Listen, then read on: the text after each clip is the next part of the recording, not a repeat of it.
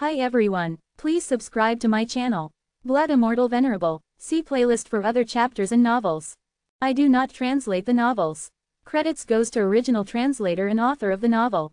I only make it as an audiobook so it would be easier to just listen while doing other things. Credits goes to the author of the novel. I convert stories to audiobook for mental health, for multitasking purpose, for accessibility and time saving. Listening to audiobook is also beneficial for people who have disability.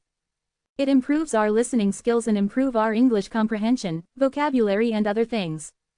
So, thank you for listening. Thank you and thank you very much for your support. Chapter 3701, The Strongest Hatred. A black ship slowly approached the evil god.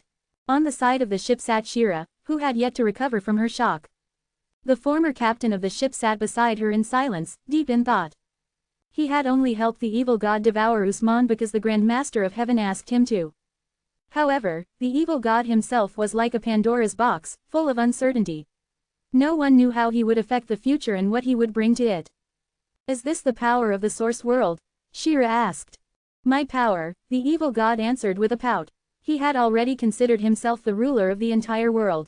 Your power is truly something else, it's on a par with that of the chaos ancient gods, Shira continued. All the eternal realm warriors in this world could destroy a province, but it was a time-consuming task.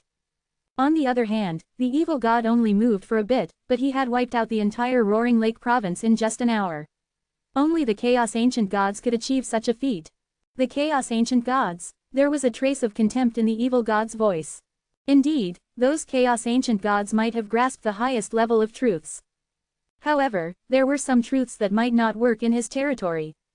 The more compatible he was with the source world, the stronger the power he would have. At that moment, he suddenly thought of something that deeply bothered him. It was an issue that was close to his heart.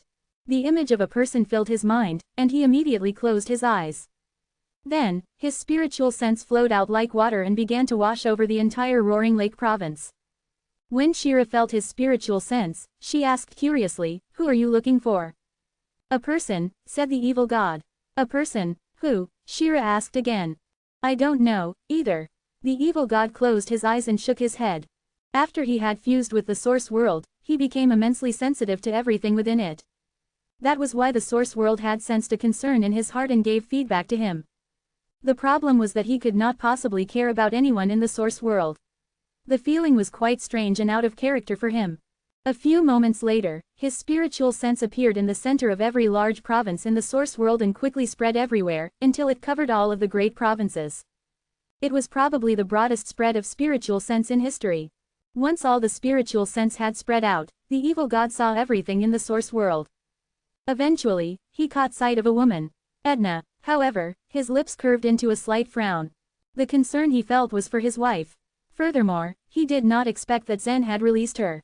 Did Zen let her leave his inner world on purpose and leave her to perish by herself? No, he was not a narrow-minded man. Edna must have asked to leave his inner world and gotten his permission. Without hesitation, the evil god quickly concluded that it was the case. Although he had always regarded Zen as an opponent whom he had to defeat, deep in his heart, he admired Zen. As for Zen, he knew that the evil god was a troublemaker, but he still set him free. Such an opponent deserved the evil god's admiration. Meanwhile, Edna was now in bad condition. However, she was very happy when Zen had released her. She wanted to find the evil god, so she naturally did not stay in the Divine Bloom province. Instead, she headed west and passed through two large provinces in a row. The Oneness Sky Palace still controlled those two provinces, so they were relatively safe. Yet, it was not long after when the Divine Farmer race and the Bearing race came and attacked the Oneness Sky Palace. They passed through exactly where Edna went. Since she had already reached the consummation of true God realm, of course, they did not treat her as an ordinary civilian and captured her. Now, she was in the Moon Shield City in the Blood Sea province. The Moon Shield City was a military stronghold of the Bearing race. A large number of warriors of the Oneness Sky Palace remained imprisoned in the city. As soon as Edna arrived, the guards threw her and the other prisoners from the Oneness Sky Palace into a smelly dungeon. She leaned against the dirty wall with her arms around her legs, her eyes full of sadness. Back in Zen's inner world, she had been born as a beauty. After she married the evil god, she was like the queen in Zen's inner world. Even when Zen had defeated her husband, she had never suffered any hardships. On the contrary, her situation now was far beyond what she could bear. Ah! Suddenly, a series of miserable screams came from the depths of the dungeon. The prisoners' hairs stood on their ends upon hearing the piercing cry. There was a horrible rumor that spread among them. It was said that the warden of this prison was a ruthless warrior in the 13th stage of the Other Shore realm. He had a mysterious type of Other Shore token, which needed to absorb life energy to unleash its power. The more potent the source of the life energy was, the better. The number of warriors at the Other Shore realm in the Source world was small, compared to that of the warriors at True God realm. Therefore, the warden's most favored targets were naturally the consummate true gods. During that period, they had taken away more and more prisoners at the consummation of the True God realm, and miserable cries always followed after. One could only imagine how tragic those prisoners' lives had ended. Fear was written all over Edna's face. After all, she did not want to die. At first, she felt relieved when she finally left Zen's inner world, but before she could find her husband, she was going to die. It was devastating. Bang! Her thoughts were interrupted when the prison doors opened, and a prison guard of the Bering race came in. He looked around indifferently and pointed at a person in the corner, then shouted, you and you, get up. The three people he pointed to quickly blanched. It meant that their lives were about to come to an end. Don't kill me, please. I'm a member of the Bai clan at the Clear Lake. I've never joined the Oneness Sky Palace. I can join the Bering race, I'll ask my clan. Quote. Puff. Before the man could even finish his words, the prison guard already stabbed him with a long spear, then threw him out of the prison just like a dead dog. These people could not resist at all because their inner worlds had been sealed. But even if their inner worlds were not sealed, they were no match for the prison guard. The prison guard had planned to take 3 people away, but because he just killed one of them, he had to find a substitute. You, come together with them. This time, the prison guard pointed at Edna. Chills ran down her spine, and her body trembled with fear. Still, there was a little bit of pride inside her compelled her to go on. She stood up and followed the other 2 people out without any resistance. Will I really die and no longer see my husband forever? She sighed in her heart. Her eyes looked up to the sky. However, there was no sky, only dungeon walls covered with spider webs. As she walked along the long corridor, her legs felt like lead. When they reached the end of the corridor, the prison guard coldly said, you 2 go into the penalty room first. The other 2 prisoners had no choice but to go inside in despair. Then, the prison guard's wicked eyes fell on Edna. It was easy for the citizens in the Source world to change their appearances, so most of them looked good. However, Edna's beauty had an indescribable aura to it, which made the prison guard feel a certain kind of impulse. Of course, she felt the prison guard's unwavering gaze. What do you want to do? She asked cautiously. Anyway, you are going to die. Why not have some fun in your last moment? The prison guard said with a sinister laugh. How dare you? Edna felt utterly flustered when she realized what the prison guard meant. Then, the prison guard advanced towards her. Despite her struggles, he grabbed her hair and took her into another empty room. Just then, a strong spiritual sense spread out in the Bloodsea province. The spiritual sense even reached the whole dungeon under the ground. As a great warrior at the Other Shore realm, the prison guard also felt the strong spiritual sense right away. He looked up strangely and muttered, who dares to be so bold and release spiritual sense recklessly in the Moonshield city? Unbeknownst to him, the spiritual sense had already covered the entire Bloodsea province. Edna looked up blankly, then her jaw dropped. She felt that this powerful spiritual sense was somewhat familiar. Then, she quickly realized that it came from the evil god. Darling, are you here to save me? She croaked. Suddenly, she changed her mind and shouted, don't come here. This is the Bering race's territory. They will kill you. Even at her final moments, she still cared about the safety of the evil god first. She did not want him to risk his life to save her. The evil god, who was far away in the Roaring Lake province, naturally saw this scene and also heard Edna's cries. At that point, vicious killing intent surged from his body. His killing intent was also the strongest that was ever released in history, as it covered every corner of the Source world. After all, it was hatred that came from the Source world. Chapter 3702, Cut Ties. Evil God always saw love as a ridiculous desire. The only thing he pursued passionately was strength. He would remove anything that attempted to keep him from this objective. Even when he realized he couldn't defeat Zen in Zen's inner world, Evil God refused to give up. Glory, wealth, and family didn't mean much to him compared to his ultimate goal. But now he couldn't contain his anger. It was until he felt hatred that he became aware of what he was doing. Why would I get so angry? What a worthless emotion, he thought to himself. He had also bid farewell to his past when he left Zen's inner world. Edna was aware of his thoughts yet continued to support him without hesitation. Although the evil god was able to think rationally, anger still overwhelmed him. I still care about her, he said as he quickly figured out the reason he was mad. There was no one to blame but his wife. Edna was a liability for him, and he would never let her hold him back. I can't let her live, the evil god decided. It was the second time that he had tried to take Edna's life. He had stabbed Edna's chest with a sharp broken knife and planned to also kill himself afterward. But Zen came to their rescue. Evil god closed his eyes as he began to sense Edna's condition and emotions. He saw that Edna was worried about him and that she was relieved upon finding out that he was alive. Her temperature even rose that she slightly trembled with excitement. The guard of the dungeon was taken aback by how Edna reacted. Are you saying the aura belongs to your husband? The guard asked Edna. Judging by the powerful aura, he speculated that the visitor was at least a master at the Holy Soul Realm or Eternal Realm. No matter what the mysterious man was up to, the guard was certain that he could not afford to mess with the man. Soon after, another thought occurred to him. The guard let out a snort. If your husband was this strong, you wouldn't have ended up here. You are a terrible liar. Ha ha, he mocked before Edna could even answer his question. He reached out his hand, going towards Edna's neck. Despite how powerful he appeared to be, the Moon Shield City was the territory of the Bering race. No one could risk stirring up trouble here. As he clenched the fabric of Edna's collar, strong hatred filled the dungeon. It was hot in the dungeon, yet Edna and the guard froze. They felt cold saturating the place as if it was an ice cellar.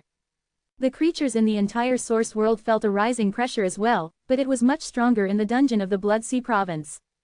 Is he coming after me? The guard murmured with eyes wide open in disbelief. He looked at Edna who was staring at a spot behind him. The guard turned around and saw a handful of dust slowly whirling on the ground. The dungeon of the Moon Shield City was forcefully dug out from the ground. Its walls, ground, and ceiling were made of earth. Dust would naturally fall from either the ceiling or the walls all year round. After the dust and soil twirled across the ground, they quickly gathered into a mass that formed a figure. It turned from the size of a fist into a humanoid shape. It looked exactly like the evil god. Darling, Edna called out as she recognized the figure. What nonsense are you talking about? It's a man made of soil. It's just a trick, the guard said. He paced towards the man of soil and thrust his spear into its body, crushing it into pieces. But much to his surprise, the smashed man of soil instantly returned to its original form. Soil kept falling from the ceiling and walls, and in a blink of an eye, a dozen men of soil assembled. As a powerful cultivator of the other shore realm, the guard had the strength of 40 divine megatons. It was a piece of cake for him to handle these men of soil. He tried to smash the men of soil with the spear in his hand once again. At that moment, Edna was at ease. Evil god didn't come here in person. He used some secret skill, she thought to herself. It was easy for the guard to deal with the men of soil in the beginning, but soon it became difficult as their bodies became harder each time they restored to their original state. He thrust his spear forcibly, boring a deep hole into the abdomen of the man of soil, but as he tried to draw his weapon from its body, he couldn't pull it out anymore. Damn it, these men of soil, they are. The guard felt scared, even regretful that he chose to attack the men of soil. I could have just run away. Why did I stay here to fight them? He thought to himself. The men of soil ran towards the guard. They grabbed him by his hands, disabling him to move. The man of soil then pulled out the spear from its abdomen. The guard continued struggling to loosen their grip. He tried to squirm in an attempt to break free when the man of soil suddenly thrust the spear into him. The guard gasped as he felt the spear pierce through his elixir field. He was dying with every second. The men of soil threw him to the ground. Then one of them walked up to Edna. It looked exactly like the evil god. With a smile on her face, Edna approached the man of soil. She opened her arms in a bid to hug it. But she stopped, shocked at the sight in front of her. The man with a splitting image of the evil god pointed the spear at her. I don't have time for weakness, it said while it tightened its grip. Edna's smiling face turned deadly pale. She knew the evil god better than anyone else. In an instant, she already understood the evil god's plan. My dear, are you still going to kill me? Edna asked. Tears cornered her eyes as she bit her lips. Yes, the man of soil answered, emotionless. Without any complaint, she stood straight, closed her eyes, and waited for the man of soil to kill her next. Although the guard was dying, he remained in his right senses. He was dumbfounded as he witnessed the scene. So those men of soil came here to kill and not save this woman. She and her husband must be out of their minds, he thought to himself. After a while, Edna felt the man of soil stroke her face with its hand. The man caressed her and said, "Wait for me here. I'll come to get you." It kissed Edna gently and stepped back. Seeing Edna submit to her fate calmly, the evil god didn't have the heart to do it. He was taken over by guilt. He just couldn't cut ties with her. Under his manipulation, the men of soil destroyed and turned the dungeon into a mess. They killed the warden and guards to keep Edna alive for the time being. In order not to arouse the suspicion of the Bering race, the evil god created lots of men of soil in other places under their jurisdiction. He controlled them to cause chaos in those areas. After that, the evil god said to the Shira and the former captain, "I am going to drop by the Blood Sea province." Blood Sea province, Shira repeated. She arched her eyebrows as she thought for a while. "No, you can't go there. That's the place of the Bering race." She disagreed strongly. Although the Bering race and Divine Farmer race both suffered a great casualty in the Battle of the Pear Hill, Othniel was still alive and the Bering race had the element spirit civilization to support them. It was highly risky to break into the territory of the Bering race. "I'm not asking for permission," the evil god said indifferently. "Did you forget who I am?" He was the owner of the black ship. The former captain and Shira were his subordinates and they took orders from him. Soon, the black ship turned around and sailed towards the ancestral land of the Bering race. Chapter 3703, Kill Them. Everyone in the entire source world was shocked by the recent events that just unfolded. From the super forces in the cities, to even the small races living in the remotest places, everyone discussed amongst themselves and tried to figure out who released that sudden stream of consciousness and resentment. Some of them guessed that it was Zen who had caused all this. What happened in the large provinces under the control of the Bering race was even more bizarre. Men made of soil, of all shapes and sizes, appeared in droves and set out to burn, kill, and plunder everything in their path. These strange men of soil had varying levels of strength, but all ended up dying by the hands of the warriors of the Bering race. The men of soil that attacked the Moon Shield city of the Blood Sea province were of the largest number. The warden, a bunch of prison guards and prisoners died in the dungeon. Those prisoners who were lucky enough to survive were temporarily transferred and imprisoned in the north of the city. Edna and the other prisoners had finally left the dark dungeon only to get locked up in a huge, iron cage. Edna couldn't help but lean against the bars of the cage and stare into the distance with unease. It seemed that the evil god was able to obtain the power that was beyond her imagination. This was something that had been inevitable in her eyes. The evil god was talented and she always knew it was only a matter of time before he truly became a force to be reckoned with. However, if he did come, he would have to face off against the entire Bering race and directly fight against Yellow Thirk. "I heard Yellow Thirk is at the Eternal Realm. He's inherited the most powerful bloodline. No one can step into the Eternal Realm in these years. With my husband's strength, how could he be his match?" The other prisoners soon found out that Edna seemed to have lost her mind. She kept muttering under her breath all day long, just repeating those words every single day. "Can you not come over? Please?" Of course, the evil god could hear her. However, her begging did not work whatsoever. The black ship continued to sail at an unprecedented high speed. A layer of invisible space membrane was wrapped around it so it seemed as if it swam through ordinary space. In truth, however, it was moving within an independent space where its speed increased tenfold. In just 4 days, the black ship was able to cross dozens of provinces and soon arrived at the edge of the Bering race's territory, the Black Gorge province. Over the years, both the Bering and the Divine Farmer races expanded their territories by occupying large provinces. Soon enough, the two races became neighbors. Compared to the other super forces, these two races adopted a special feature for their territories. A green, crystal wall was erected in between every two provinces wherein modified Sanskrit words were written. Only the members of their own races could pass through the walls. Any outsider who dared enter would have to break the walls and fight against the two races.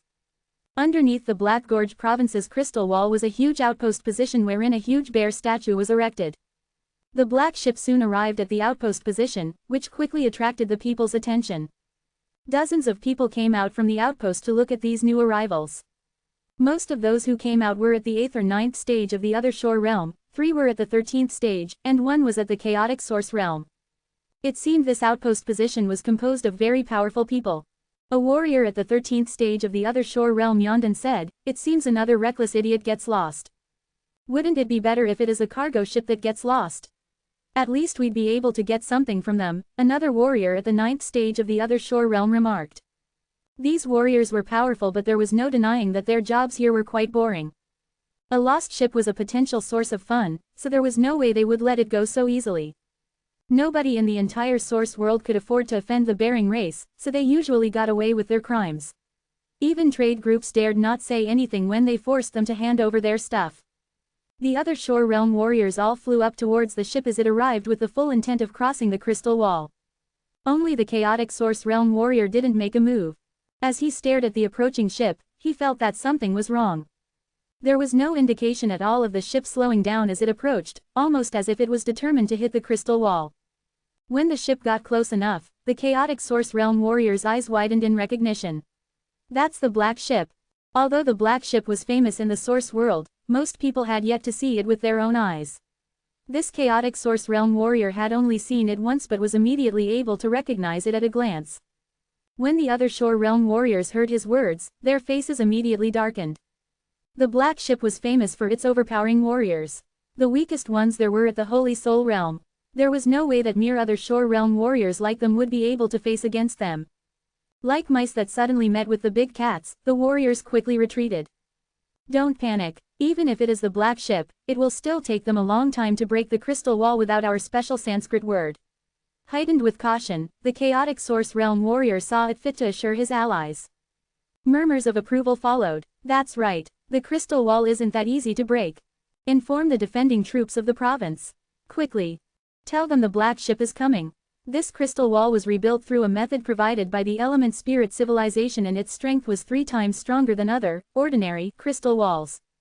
Since the black ship refused to slow down, it soon got to the point where it was about to hit the crystal wall. Shira couldn't help but turn towards the evil god. This crystal wall seems to be a little different. They had passed through several crystal walls before this.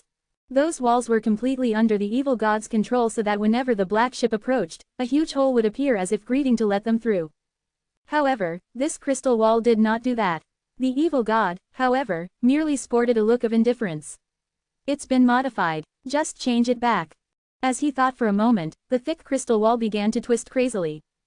The green light within quickly faded and turned into amber in just a blink of an eye. Clatter. A huge crack soon appeared and let the black ship pass through with no resistance whatsoever. The chaotic source realm warrior from the Bering race could only stare up in shock as the ship easily made its way inside their previously protected province. The other shore realm warriors were also dumbfounded to the point of silence. The evil god stood on deck and looked down at the people in indifference.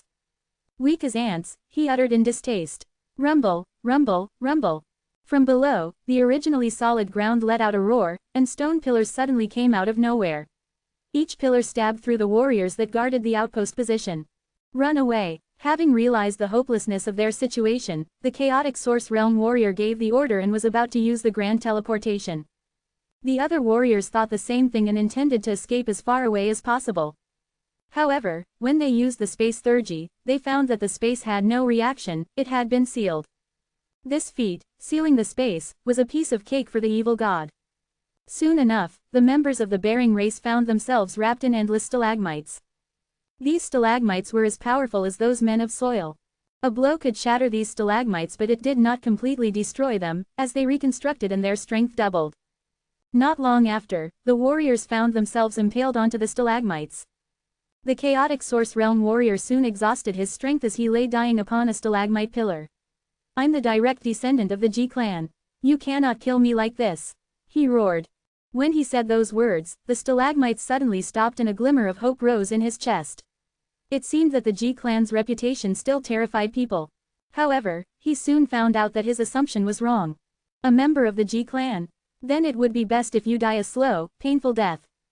The stalagmites slowly rotated and caused the chaotic source realm warrior intense pain as they drove deep within his flesh. Shira stared at the sight with a grimace. Are you going to kill all of them like this? She asked. The evil god shrugged. I guess so. The corners of Shira's eyes twitched. This guy was truly crazy. She had no idea what he aimed to achieve with all this chaos. Chapter 3704, The Last Bit of Obsession. The method the evil god used to destroy cities and murder people required little to no effort from him.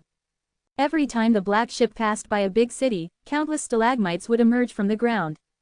Because no one knew the exact locations where the stalagmites would emerge from, when they did, the city would collapse and it would cause great chaos on the land.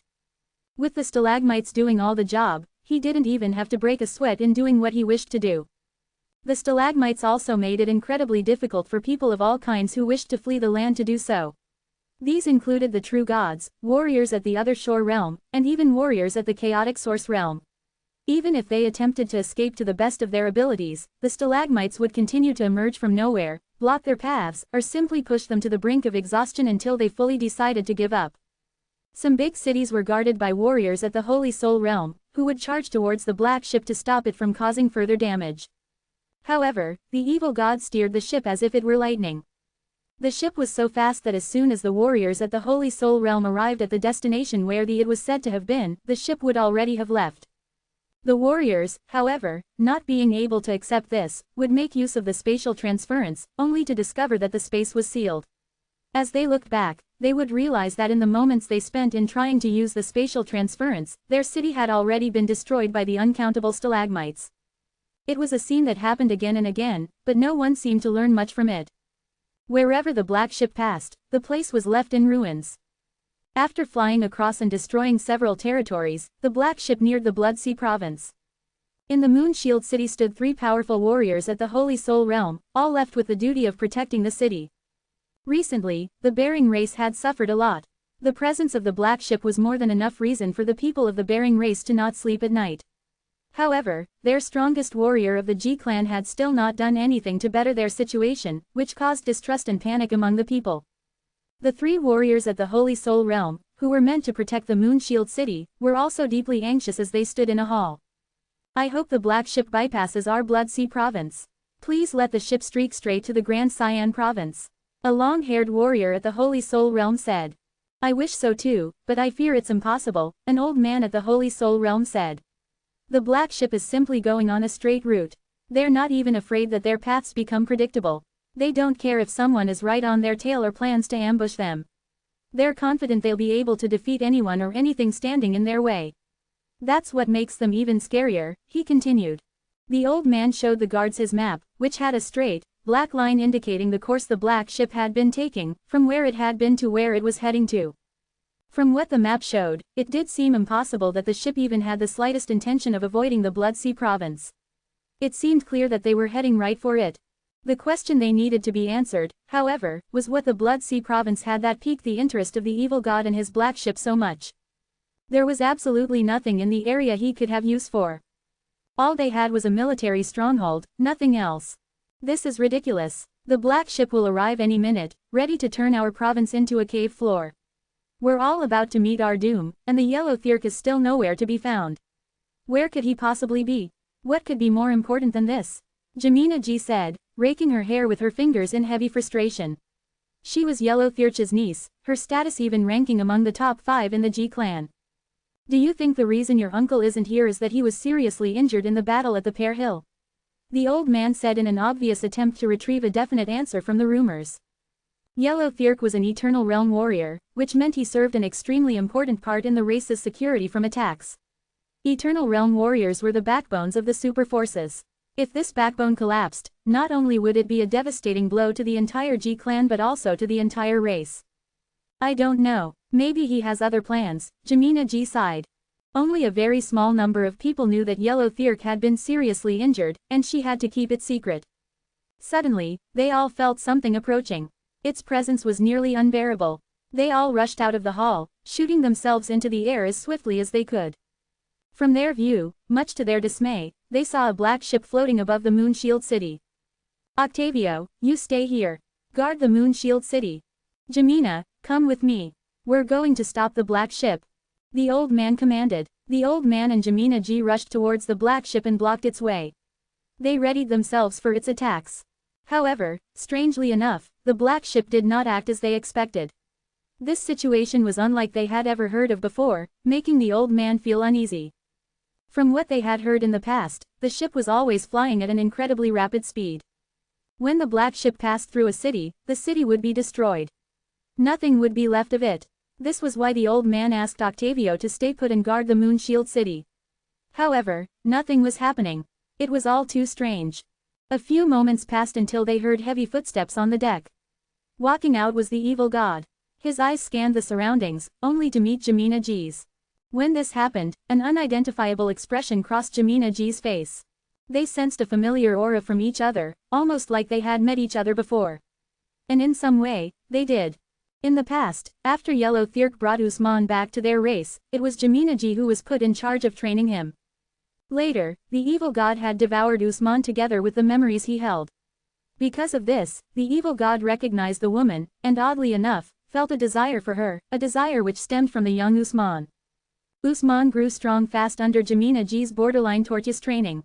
She was incredibly tough with him, and her strength drove him mad. He longed for her so deeply. However, during the time, Usman was still too weak to defeat Jamina G. Every time he attempted to throw a punch, he would get a hit first. Every time he attempted to give her a kick, she would be able to dodge it with ease. He could not defeat her, and he could not stop thinking about her. As time went by, an obsession formed in his mind, and it was emerging at this very moment. Likewise, Jamina G was able to tell the identify of this man through Usman's aura. "You must be the evil god," she said to him. Jamina, the evil god responded, making it known that he knew who she was. As the evil god confirmed her speculation of who he was, she smiled, thinking of ways she could use to her advantage. "Evil god, perhaps there is no reason for us to stand against each other. We can work together," she said and stared at him with her soft and beautiful eyes. The evil god sneered at her suggestion. "Are you suggesting we cooperate with you? But how? Join us, and we can fight against the Pear Hill together." Jamina G replied slyly. "If you truly wish to cooperate with us, why don't you join my black ship? We can fight against the Pear Hill then," the evil god said smugly. He was not one that could be convinced so easily, but Jamina G refused to give up. She flashed him a seductive look, attempting to have him go more easily on her. "But I'm a member of the G clan. If I join enemy forces by my own will, I would betray my clan. It truly is a pity I can't do so."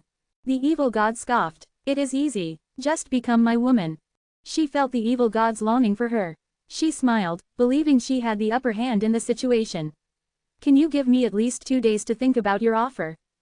Given the current situation of the G clan, uniting with the black ship by marriage should be a good thing.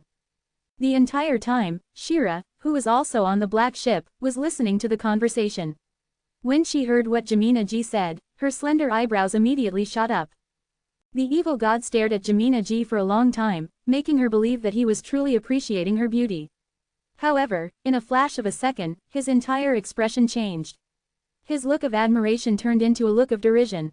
"The women of the G clan are truly extraordinary. You tried to steer me, didn't you?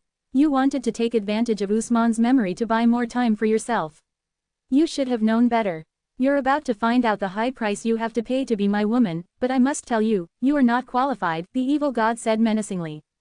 Buzz, buzz. As soon as the evil god finished speaking, 2 conical containers fell on the old man and Jamina G, trapping them inside. When Jamina G processed what just happened, she immediately went feral. Her fingers began to emit astonishing energy, clawing at the surface and the walls of the container in an attempt to free herself. Crack! The energy radiating from her fingertips was from another shore token on stage 33. The energy was so strong and powerful that anything it touched would be destroyed. The conical space was no exception. She placed her hands upon one of its walls. When she removed her fingers, the surface revealed 10 burning prints. After a few seconds, the container broke into tiny pieces. She thought she was free. She was ready to attack the evil god. However, right after she broke the first conical container, a second conical container came from above her head, entrapping her body once again. She looked up, only to see that a third one was waiting to go down on her once she escaped the one she was currently in. And forming above the third one was another conical container, and another waited after that. All waiting for their turn to imprison the G clan warriors. From the hands of the evil god appeared 2 streams of waves-blending energy. He flew into the sky, making his way towards the conical containers. He placed his hands upon them, and streams of waves-blending energy began to gather within the containers. The evil god gave a sinister laugh. "Have you ever seen the most perfect power of the godly way's great unity? You must look at how majestic it is, and you are about to know how majestic it feels." As the first one to die under it, you should feel honored. In the past, the evil god was almost killed by maximized energy, but at that time, the energy of all the godly ways had been perfectly fused. It wasn't him at the end of the stick anymore. This time, it was him holding it. Feeling the strength of the energy's aura, Jamina Ji began to panic, pushing on the walls of the container as hard as she could. This could not be the end of her. She had to find a way to survive. Her mind was already going haywire. We can talk about this. The Ji clan will agree to our marriage. I'll be yours. You can be my master. She screamed, tears streaming down her cheeks. The evil god began to raise his arms. Bang, bang, they all heard two muffled sounds coming from inside the conical containers. The entire scene was terrifying. The energy the evil god used was enough to destroy more than half of the province, and he locked it all up in the conical containers, where none of the energy was able to leak out. Both the old man and Jamina Ji had completely disappeared. Octavio, who stood guard before Moonshield City, was left paralyzed by what he saw. He did not know how to react. The old man and Jamina Ji were among the top 5 warriors from the Bering race. They had fought and survived numerous battles. Had they just died like this? Was this the end of them? Octavio could not bear to think about it. As his mind began to weaken, so did his body. He began to tremble, both out of fear and exhaustion. He lost all will to fight, fleeing from the scene and into the furthest end of Moonshield City. The evil god knew there was another warrior at the Holy Soul Realm on the run, but he had no interest in hunting him down. He already accomplished what he came here to do. Now that Jamina was done for, so was Usman's obsession for her, his heart finally silencing its call. Show's over, he told his crew. They then left, heading north of the city. Chapter 3705, Absolute Trust. The commotion over the Moonshield City went practically unnoticed, even with the death of 2 cultivators at the Holy Soul Realm. The people didn't stir, possibly because they didn't even know that 2 cultivators had just been killed. Just then, the evil god was slowly descending into the prison in the north of the city. The prison guards barked orders at each other while swarming out to rush towards him. In the eyes of the evil god, these guards meant absolutely nothing to him. Barely even shooting them a glance, countless stalagmites as thick as wrists suddenly popped out from the ground and strung the guards together. Then, the prison's walls and fences collapsed with a loud bang, frightening the prisoners inside. The prisoners didn't dare to make a move, staring fearfully at the evil god who was descending from the sky. With a smile on her face, Edna slowly walked towards the evil god as he landed on the prison ground. She had been consumed with worry and had hoped that the evil god wouldn't come in person. However, now that he was here, she couldn't help but be drawn towards him. Without uttering a word, she fell into the arms of her husband. "Let's go," the evil god whispered into her ear. Wrapping his arms around her waist tightly, he then launched themselves into the sky and flew to the deck of the black ship. As soon as she set foot on the deck, she felt a blazing gaze boring into the back of her head. Turning around, she saw Shira glaring at her with a hint of jealousy. Edna met Shira's gaze calmly. "Nice to meet you." Shira was planning to say something first, but was immediately caught off guard by Edna's courteous greeting. At a loss for words, she didn't respond. However, seeing Edna leaning on the evil god intimately, she felt her heart sink. The evil god had come all the way to the Bloodsea province to save Edna. What more could she say? However, Shira was a veteran in battle. Surely she could survive these trivial matters. Forcing a smile, she asked in a strained voice, "Who are you to him? What are you doing in the Bloodsea province?" "She's my wife, and she's also from Zen's inner world," the evil god suddenly cut in, answering for her. "Not long ago, Zen let her go, but she was taken here by the Bering race." "I see," Shira said through gritted teeth. "Since we've saved her already, can we go now?" She and the former captain had predicted that the Yellow Thirk would take action shortly after they entered the Bering race's territory. However, he hadn't shown up since, which made Shira feel a bit uneasy. Since the Yellow Thirk didn't show up, there was no need for the black ship to stir up any more trouble. Now, leaving the territory of the Bering race seemed like the best choice. "No," the evil god shook his head. "The Yellow Thirk and the Divine Farmer are coming soon. I want to challenge them." Hearing this, both Shira and the former captain, who was standing nearby, frowned slightly.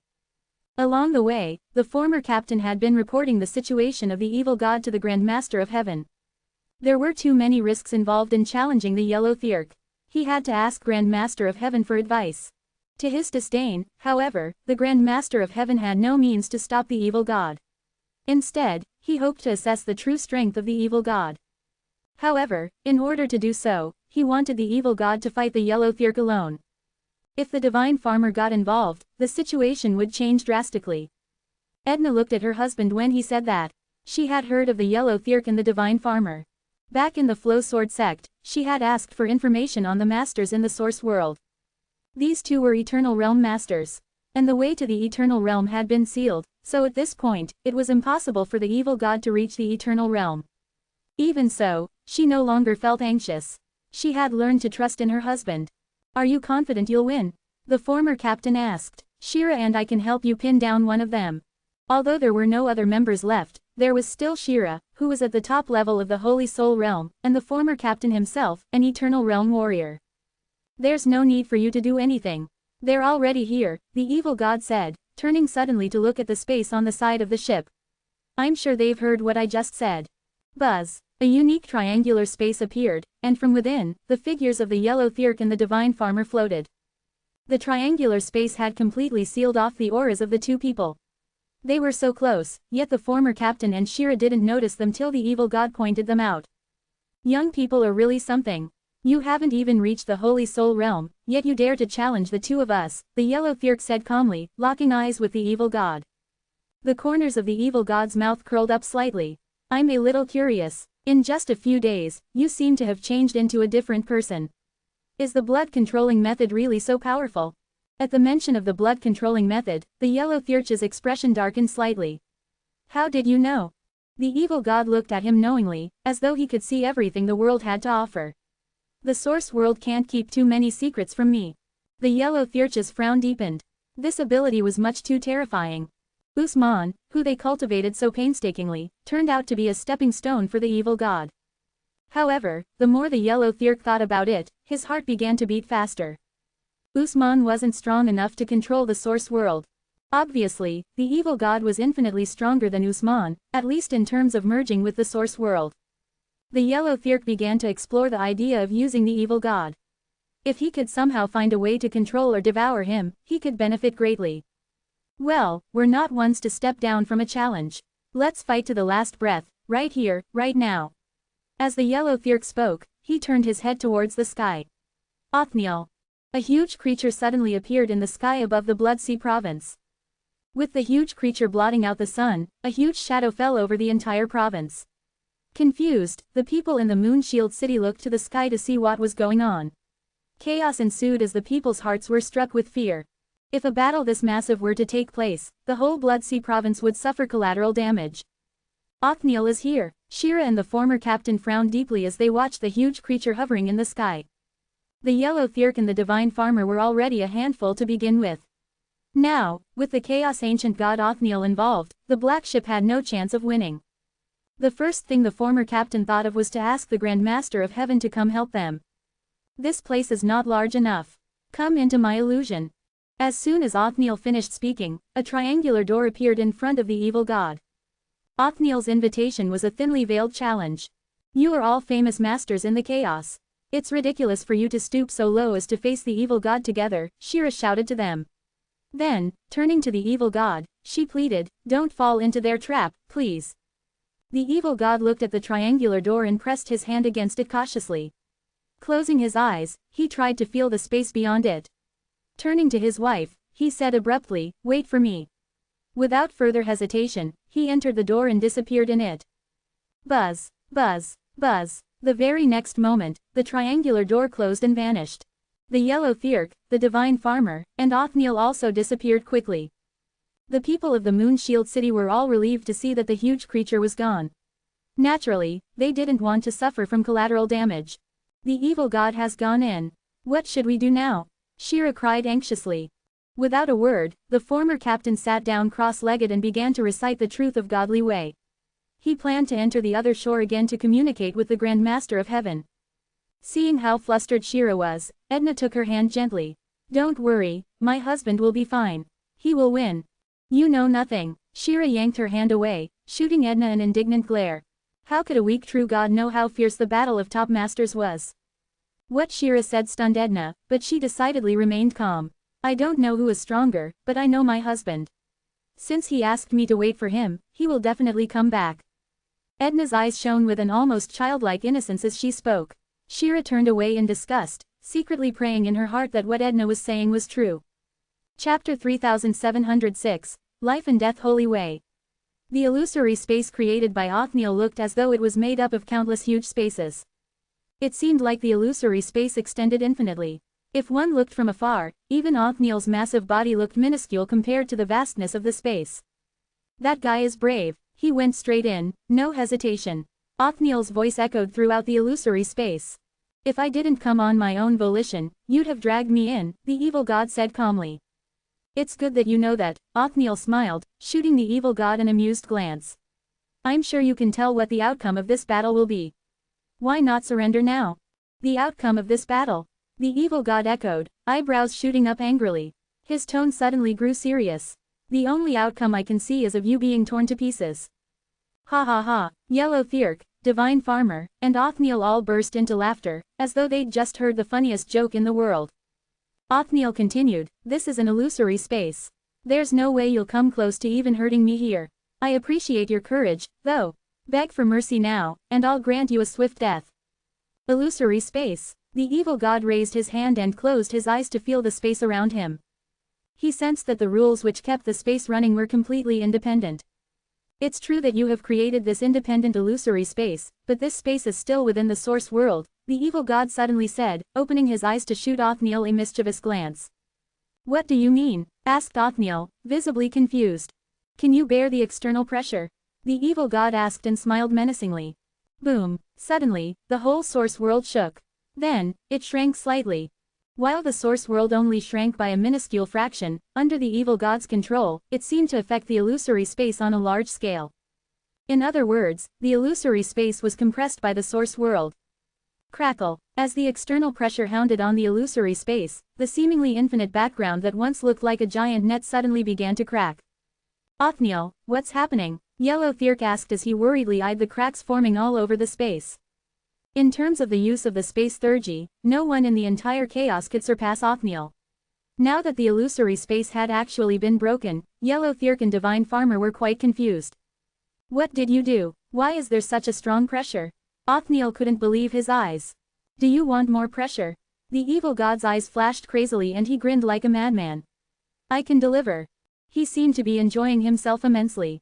Truly, it was quite pleasurable, seeing these arrogant warriors' confused expressions. Sizzle, sizzle, sizzle. The cracks climbed all over the illusory space at a rapid pace. It was only a matter of time before the entire space collapsed. The evil god laughed as he thought of an apt metaphor. It's like a fragile egg that's constantly being knocked over.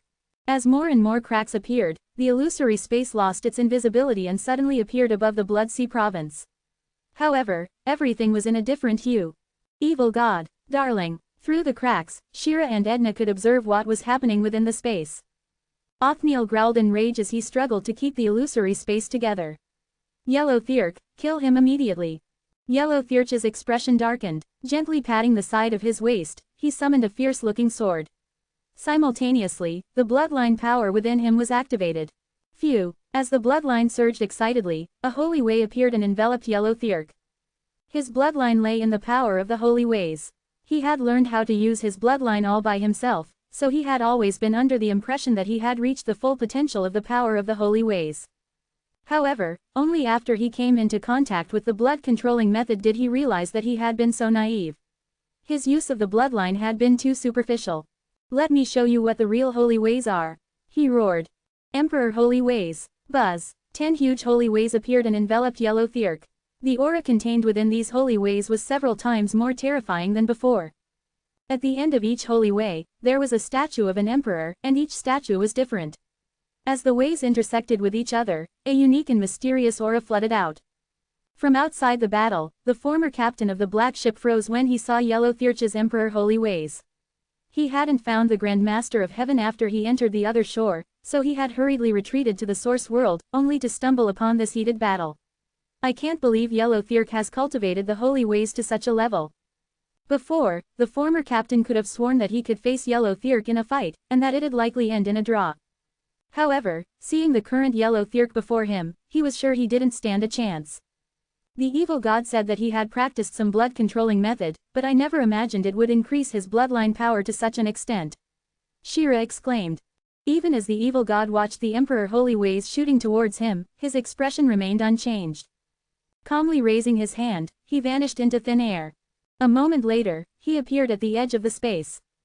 Do you think you can escape? Othniel's voice boomed. Then, two footprints floated in the space where the evil god stood moments earlier. They were exactly evil god's footprints. Just as Othniel finished speaking, the evil god was drawn back, right on top of the footprints. Phew, the Emperor Holy Ways, which were mixed with numerous sword shadows, all shot towards their target. It was like a heavy rain of sword shadows pouring towards the evil god. The evil god smiled, his eyes glistening with the reflection of the Emperor Holy Ways closing in on him. That's your plan, to fix me in a place and then kill me. The evil god smiled even wider. Pathetic. Then, the evil god's expression grew serious. Suddenly, the Ways blending energy began to pour out from his body, turning into colorful little snakes that shot upwards. Whenever a sword shadow collided with a little snake, a terrifying energy vortex would be produced after a violent explosion. Just as the Emperor Holy Ways were about to strike down the evil god's head, hundreds of energy vortexes appeared above him. Break. The evil god clapped his hands. All the energy vortexes rushed up at the same time and collided into the 10 Emperor Holy Ways. Boom, boom, boom, boom, countless explosions rang throughout the illusory space. The Emperor Holy Ways, which had initially seemed so terrifyingly powerful, all shattered as they collided with the energy vortexes. Your so-called power of the Holy Ways is still too weak, the evil god sneered. Even if you have cultivated the blood-controlling method, you still can't defeat me.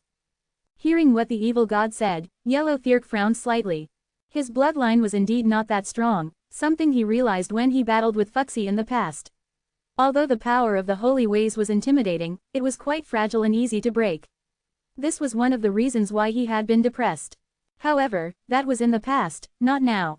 Now that he had obtained more incredible thurgies through the blood-controlling method, he felt confident his bloodline was stronger than that of any of the Eternal Realm warriors.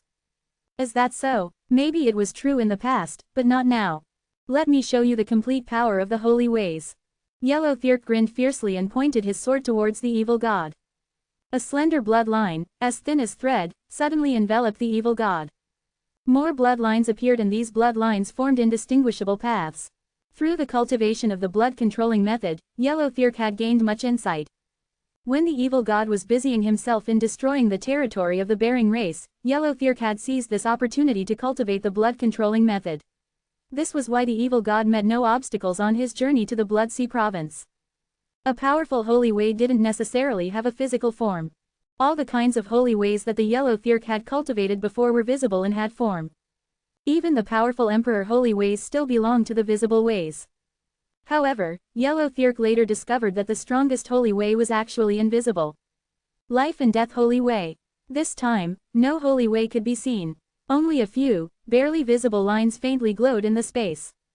Swish, swish, swish, swish.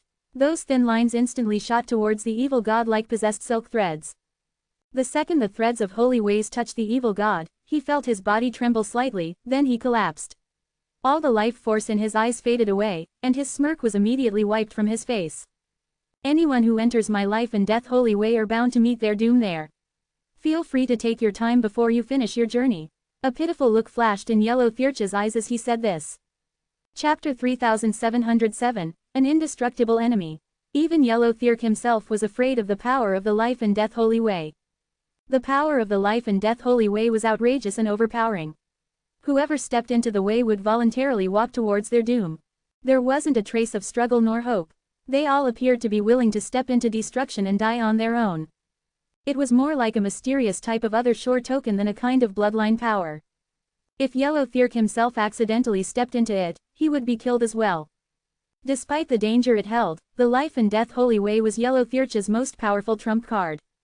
This time, he used this trump card to face the evil god without hesitation. The evil god walked slowly along the void like a lifeless puppet. His body quickly turned into wisps of black smoke and gradually dissolved. He deteriorated from the outside, starting from the locks of his hair down to his flesh and blood. After a short while, only his skeleton was left moving forward. In the end, the skeleton also vanished into a black line. He really died just like that. Divine Farmer said in surprise. No one could survive once they step into the life and death holy way, said Yellow Thirk. Could I resist it? Othniel asked curiously. With your physical body, you might be able to walk a little further along the way, but you still couldn't escape death, Yellow Thirk replied with certainty. It's a pity that the evil god died this way, Divine Farmer said regretfully. According to the Eye Spirit, it would have been best if they controlled the evil god. But he didn't expect Yellow Thirk's life and death holy way to be so powerful that it could kill the evil god so soon. On the black ship, the former captain and Shira stared blankly into space as their eyes were filled with horror. Had the evil god been killed by Yellow Thirk? They bargained it was too early to draw such a conclusion. Previously, when the evil god merged godly ways, he had avoided the explosion of the maximized energy. He had also appeared in front of them safe and sound. The problem was, this time, the evil god walked the life and death holy way. They had clearly seen his body dissipate bit by bit. Edna was left speechless as she stood on the deck. She didn't know what had happened, but she was more than sure that the evil god was still alive. Shall we leave? Shira asked the captain in a low voice. The captain smiled hesitantly. It's too late to leave now. Buzz. He began to stroke the descending ring gently. Facing Yellow Thirk, Divine Farmer, and Othniel, they could only place their hopes on the Grand Master of Heaven. When the former captain of the black ship entered the other shore earlier, he found no one in the amber cave. The Grand Master of Heaven would not be able to descend. The illusory space began to disperse. Othniel once again hid his huge figure in space. Yellow Thirk and Divine Farmer flew over and approached the front of the black ship. Long time no see. How have you been, Captain? Yellow Thirk greeted with a smile. In the battle with the Pear Hill, the black ship suddenly appeared and took away Usman, which came as a staggering blow to the Bering race. This caused a great grudge between them. The former captain of the black ship cupped his hands towards Yellow Thirk. In only a few months, your strength has improved greatly. Even I feel inferior to you now, he commended. The smile on Yellow Thirk's face grew even wider. You are so modest. I still want to spar with you. I hope you can give me some advice. I'm really no match for you, the captain said bluntly, waiting for Yellow Thirk to read between the lines. If you want to kill me, just do it, he thought to himself. As Yellow Thirk heard this, the smile on his face faded. He said directly, I can let go of the black ship, but you have to hand over the descending rings in your hands. Last time, he had suffered a lot and almost died when Claire descended into his body. The Element Spirit Civilization's unique method of summoning powerful warriors from the other shore had a bad side effect. If he obtained the descending rings, he would be able to summon the other shore creatures, saving him a lot of trouble. If you had only asked for something else, we would have tried our best to satisfy you. But if it's about the descending rings, sorry, it's non-negotiable, the captain said firmly. Divine Farmer said directly, if we kill you, the black ship will be destroyed and the descending rings will still fall into our hands. Why don't you try? The captain provoked. He and Shira were very much aware that they would have to fight to death here. Just as the two sides were talking, a guard on the city wall of the Moon Shield City suddenly fell to the ground. The guard trembled as he lay like he was suffering from a seizure. Peyton, what's happening to you? Several guards rushed over and attended to him. One of the guards helped him up and saw that his face was distorted. The muscles on his face were contracting as if an invisible hand was kneading his flesh. After the contraction stopped, Peyton's face returned. The guard who supported him was suddenly startled and reflexively pushed him away. You're not Peyton. Who are you? He shouted. It was not Peyton's face. It was a face of malice. The other guards all pulled out their weapons and surrounded the evil god. They all thought that a spell had been cast onto Peyton. The evil god completely ignored them. He took a step forward and floated towards the black ship. Just as Yellow Thirk and Divine Farmer were about to fight the captain, the evil god suddenly appeared from the other side of the black ship. Your opponent is me, he said with a cynical smile. Quote, Yellow Thirk and Divine Farmer instantly froze. Divine Farmer also secretly glanced at Yellow Thirk. Yellow Thirk stared back at him. What did that suspicious look mean? How could it be? I had clearly just killed you. Yellow Thirk said angrily. The evil god shrugged. Yes, you killed me, but that doesn't mean I can't be revived. How did you come back to life? Why should I tell you? The evil god mocked him with a smirk. Well then, I'll have to kill you again. Yellow Thirk raised his sword. Several more lines silently swept towards the evil god's feet. Evil god didn't dodge and once again fell into the life and death holy way. He walked towards one direction as his head dropped. Black smoke started to emit from his body. His skin, flesh, and bones slowly evaporated into thin air once again. Yellow Thirk was excited to watch it happen all over again. He believed that his strongest skill could successfully kill the evil god. He stood on the black ship and looked around, trying to see if the evil god resurrected. Shira also inspected the surroundings as she was also curious. How could the evil god come back to life? The captain smiled bitterly. He used to be one of the big shots in the chaos, but now he seemed to be excluded and ignored. Among these people, the weakest one was Edna. She leaned against the rail calmly and didn't look worried at all. Not long after, another guard had a seizure on the city wall of the Moonshield City. As his entire body twisted and turned, he transformed into the evil god. He waved at the black ship above and shouted, "Hey, I'm here." Yellow Thirch's eyes flashed with anger as he was about to rush down. Divine Farmer took his place ahead of him. "Let me finish him." As Divine Farmer swooped down, his bloodline was activated. In the blink of an eye, he turned into a monster with a goat's head, a tiger's body, and a bull's hooves. A layer of dark black crystal covered his entire body. This was his fourth form. It was also his most powerful one. With his current physical strength, he was confident to fight anyone head-on. After reaching the city wall, he opened his mouth wide and snatched the evil god. He chewed forcibly for a few times before swallowing his sudden meal. Just after Divine Farmer swallowed, another guard's entire body twitched from a distance. A brand new evil god was now looking slyly at Divine Farmer. With arms crossed, he tapped his fingertips rhythmically as if he was waiting for a next move. Chapter 3708, Outnumbered. As soon as Divine Farmer devoured the evil god, a new evil god quickly materialized right in front of him. He was extremely dumbfounded at this strange phenomenon. He refused to believe that the evil god had the ability to be reborn an infinite number of times. He indignantly took a step forward and once again grabbed the evil god with his massive arms, stuffing him into his humongous mouth. Crack, crack, crack. After he had torn and ground the evil god's body with his sharp teeth, Divine Farmer quickly swallowed the mass of flesh and bones into his stomach. However, just as the second evil god's body had settled in his stomach, one of the guards transformed into a new evil god, the same smug smile stamped on his face. What the hell just happened? How was he able to do that? Divine Farmer thought incredulously. Tendrils of fear slowly crept in his mind, but the shame of feeling this fear inside him infuriated him more. Once again, he charged towards the next incarnation of evil god. The third, fourth, and fifth evil gods were quickly devoured by Divine Farmer, one after the other.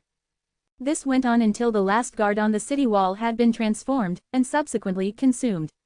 There was no evil god in sight, and Divine Farmer thought he had seen the last of him. However, even before Divine Farmer had a moment to release a sigh of relief, a dozen more people emerged as they climbed up from the other side of the city wall. All of these people were just ordinary citizens from Moonshield City, with no capability to even reach the true god realm in their original state. But when they reached the top of the city wall after their ascent, their bodies twitched and transformed into more clones of the evil god. Did you turn them all into replicas of yourself? Divine Farmer was starting to lose his mind. He believed that the real evil god must be hiding somewhere nearby, controlling these replicas remotely. The only way he could win was if he found and killed the real evil god. Replicas. The frontmost evil god slowly raised his hand, a mass of waves-blending energy slowly swirled in his palm. You should have known by now that each of us is a real me. Divine Farmer was at a loss for words. He was proud of his sharp teeth that could tear almost everything in the world. Although the evil god's body was nowhere near as strong as Zen's, its toughness was comparable to the bodies of Holy Soul Realm warriors. When Divine Farmer devoured what he thought were replicas, he had already sensed that each one of them was equivalent in strength to the evil god himself. There wasn't anyone else who had the ability to create such powerful replicas. You can revive infinitely using other people's bodies. Divine Farmer couldn't help but cry out this realization, his voice trembling uncontrollably. This realization meant that the evil god was actually an opponent that could forever evade death. He only needed to constantly copy himself to be invincible. You got that right, the evil god smiled cruelly.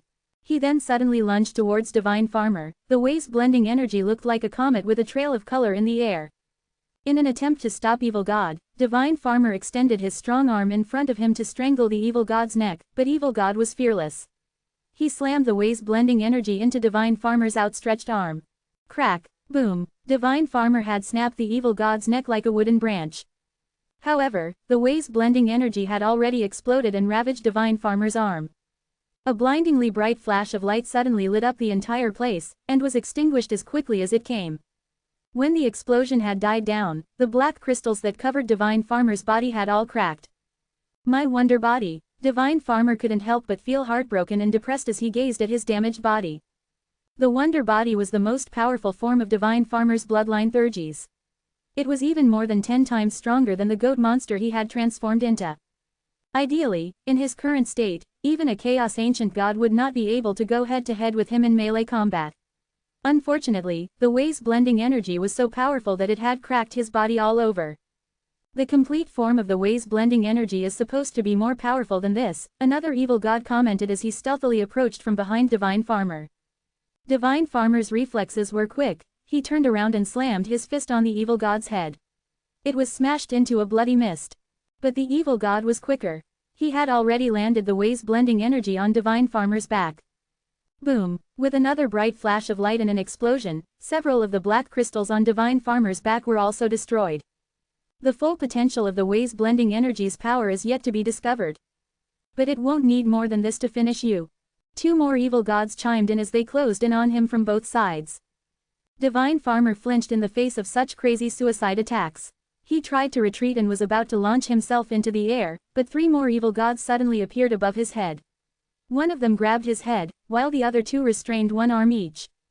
Boom, boom, boom. A few more explosions of Way's blending energy reverberated throughout the place. Soon, the light died down and the dust eventually settled. As if by a miracle, Divine Farmer had managed to escape from the ground and hovered in the air. But, alive as he might be, most of the black crystals that covered his body had now been destroyed. Black blood was spurting out of his wounds. He appeared as pitiful as a drowned mouse. How were you able to do that? Divine Farmer gasped, his breathing labored. Given your intelligence, you should have been able to figure that out, a new evil god said as he materialized in front of Divine Farmer. You just can't accept the reality. Another evil god appeared behind him simultaneously. Boom, boom, 2 more loud thuds, and the Divine Farmer's body was injured more drastically. His wonder body had been blessed with a powerful regeneration ability. Even though the black crystals covering him were destroyed, they were able to recover at an extremely rapid speed and quickly reshape to protect him. But there was a limit even with their recovery speed. The evil god's destructive power clearly overwhelmed Divine Farmer's healing ability. Aboard the black ship, Shira's eyes glinted with an unusual light as she commented, the evil god wasn't using a resurrection technique. On the contrary, he wasn't killed at all. The former captain smiled and turned to Yellow Thirk, when each and every creature in the world, including us, is a real him, what do you think would be the best way to kill him? Yellow Thirk clutched his sword tighter as he blankly observed the battle below. From where he was watching, he could see more evil gods approaching rapidly towards Divine Farmer from all over Moonshield City. It was such an awe-inspiring scene that Yellow Thirk felt a chill run down his spine. At that moment, both he and Othniel reached the same conclusion in their minds. The only way to definitely kill the evil god, once and for all, was to destroy the entire source world. Yellow Thirk became more frustrated as he further thought about it. He had only just mastered the powerful life and death holy way, but that was very insignificant compared to the evil god's miraculous ability. Let's leave this place, Othniel suggested. We don't have a chance of winning this battle anyway. Within the entirety of the source world's range, the evil god was practically invincible. Right after uttering his pronouncement, Othniel started to employ the truth power. He intended to utilize the space power to teleport himself, Yellow Thirk, and Divine Farmer away from the place. While he was focused fully on the task at hand, 3 evil gods appeared silently overhead. Why do you want to leave so badly? One of them asked him. With that, they released a massive amount of Way's blending energy from their bodies that exploded right above Othniel.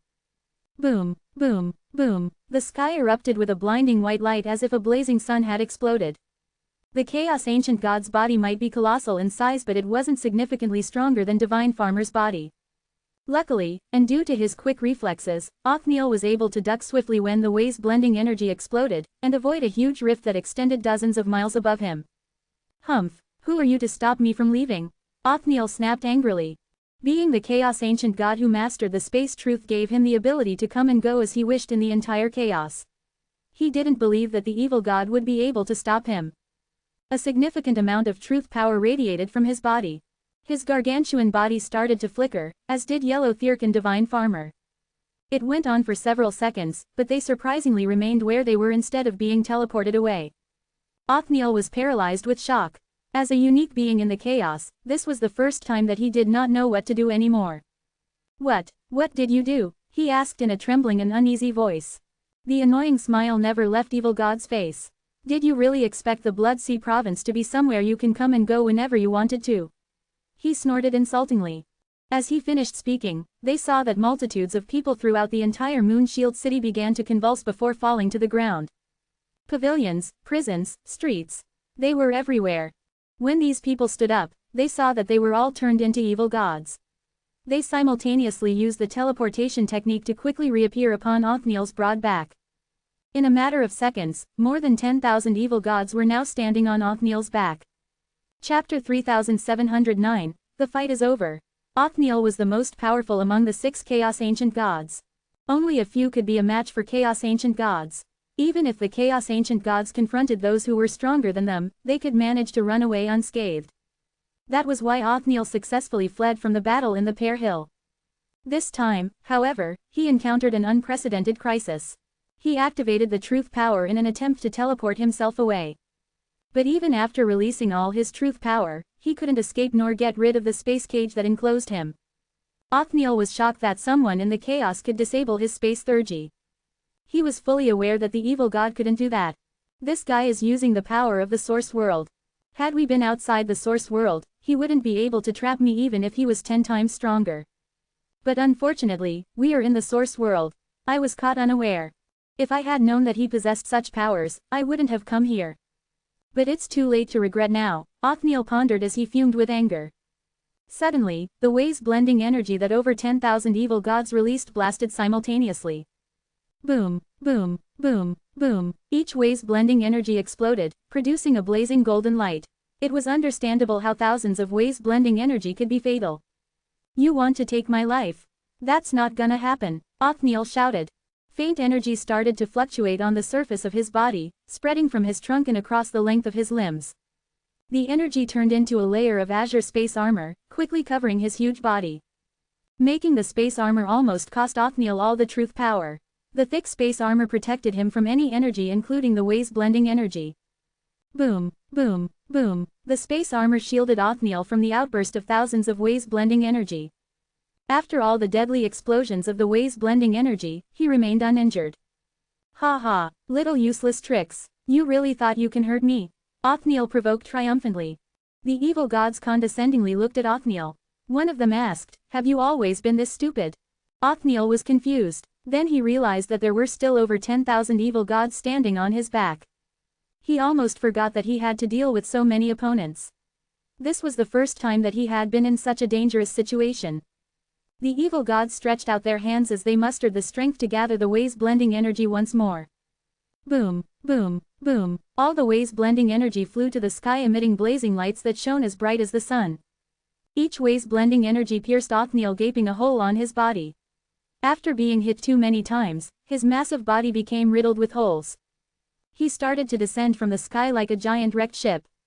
Just like that, a Chaos Ancient God perished in the hands of the evil god.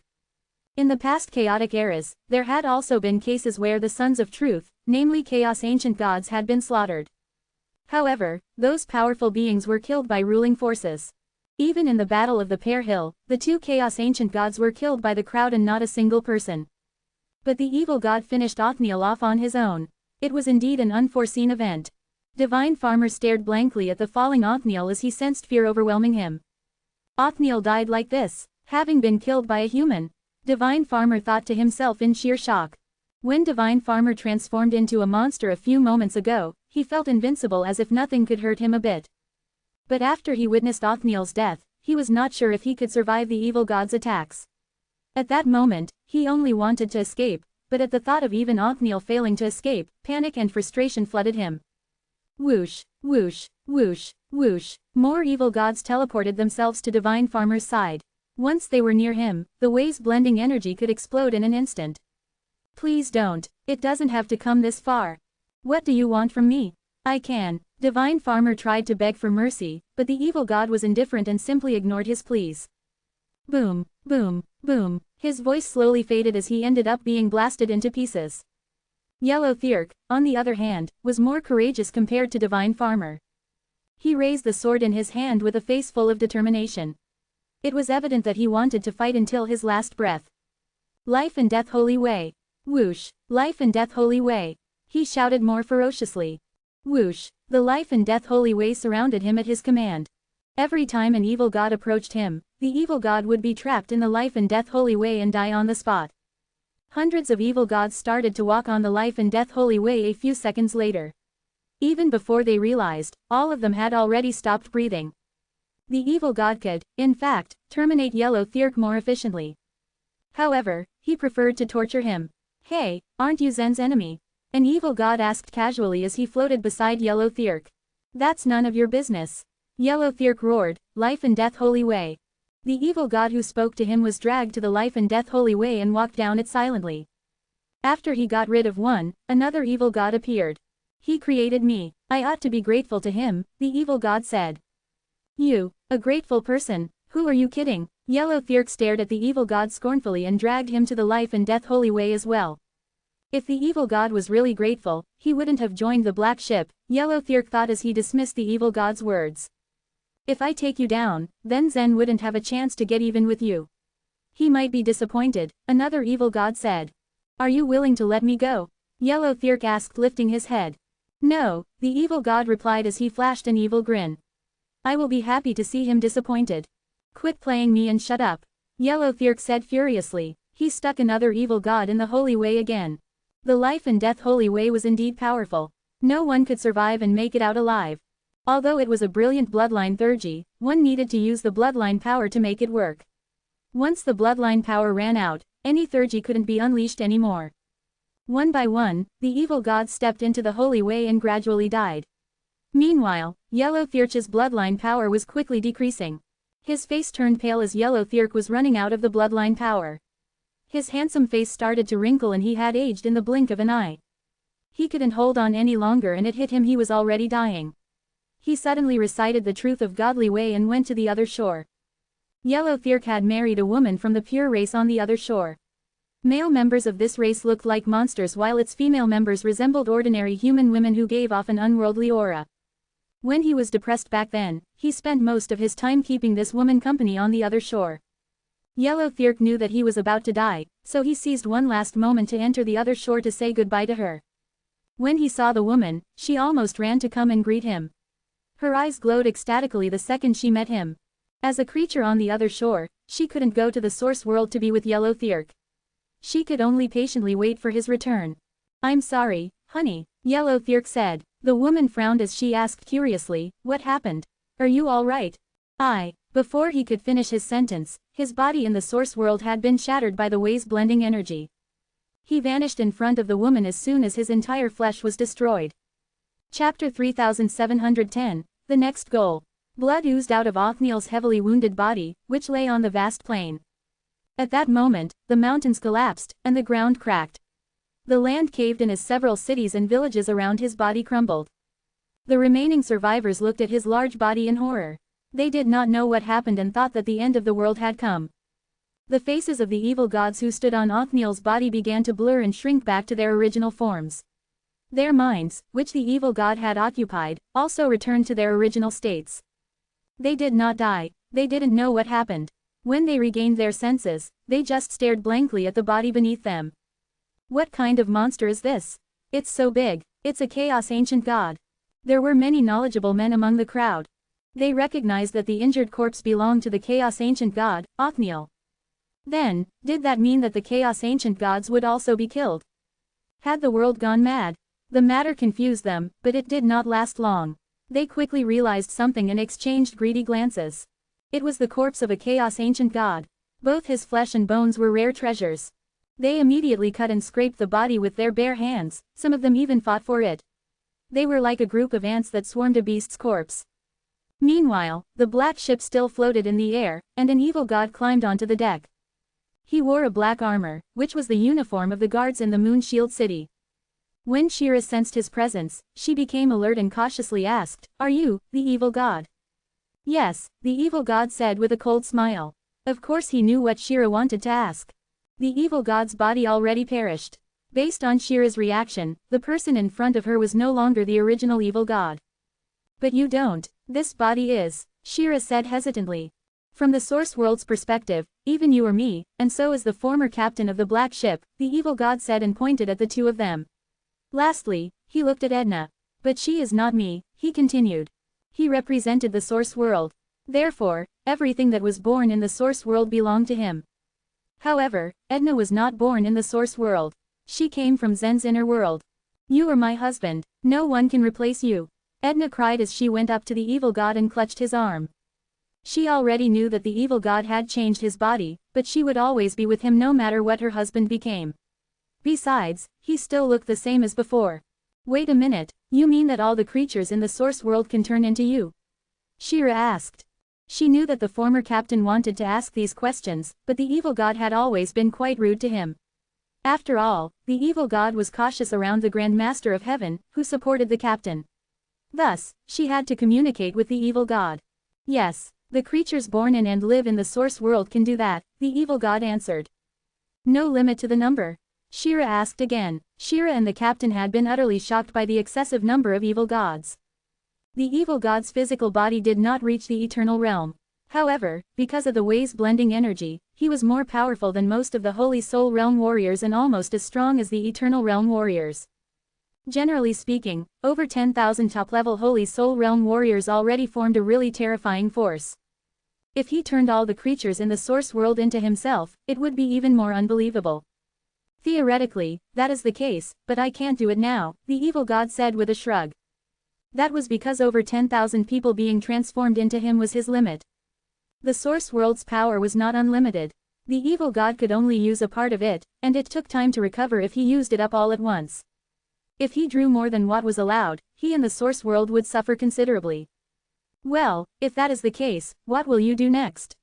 Shira asked.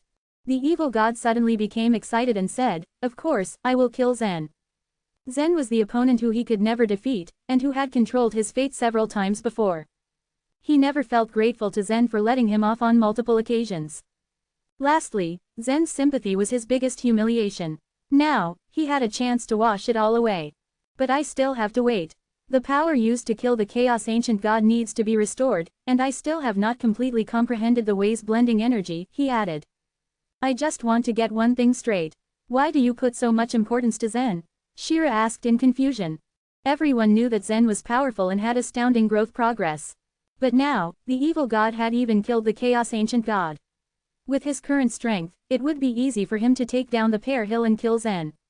He glanced at Shira and shook his head. You don't know him, he muttered. He had lived in Zen's inner world for a very long time, so he knew Zen's capabilities well. For him, Zen was vastly different from any opponent in this world.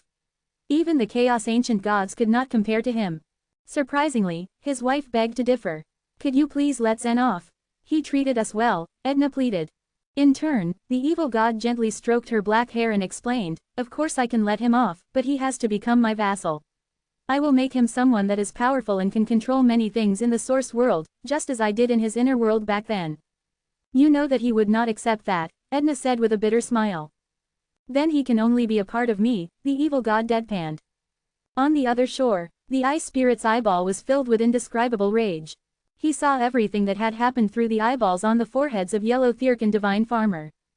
A mistake. He had made the biggest mistake. He never imagined that the evil god had controlled the source world to such an extent in only a short time. Back then, Usman followed the black ship for a long time after he was born.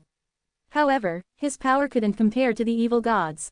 Although the godly way energy was gone, it was not a big deal, as the element spirit civilization was not held responsible. But now, even the source world had fallen into the evil god's hands.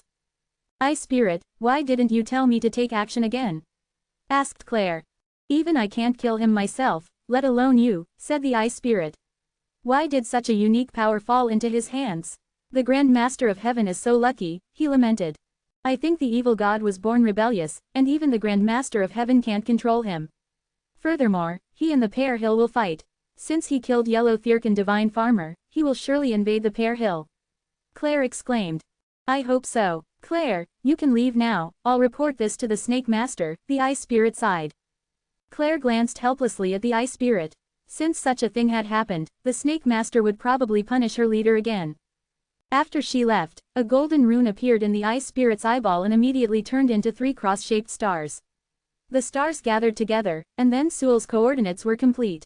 Then, a small white snake came out from the coordinates. "Master Sewell," said the Ice Spirit. Sewell twirled around, and faced him. "Why did you summon me?" he asked. In return, the Ice Spirit briefly explained what had happened to the evil god. "What?" Sewell was utterly shocked and speechless. The Element Spirit civilization had always executed the Snake Master's control of the chaos for a long time. Their arrangement had been stable and rarely went out of control. When the Ice Spirit had reported that the evil god had devoured Usman last time, Sewell did not take it seriously. An outsider could only use a small amount of power in the primitive land at most. They could not control the primitive land entirely, and such a thing had never happened before. However, the tables had turned over now. Everything related to what had happened exceeded Sewell's expectations. Chapter 3711, The Black Phoenix Candle. A stream of blood-like substance flowed down from the top of the pear hill just like a bloody waterfall. If one observed carefully, they would see that this bloody waterfall was actually a stream of pure energy.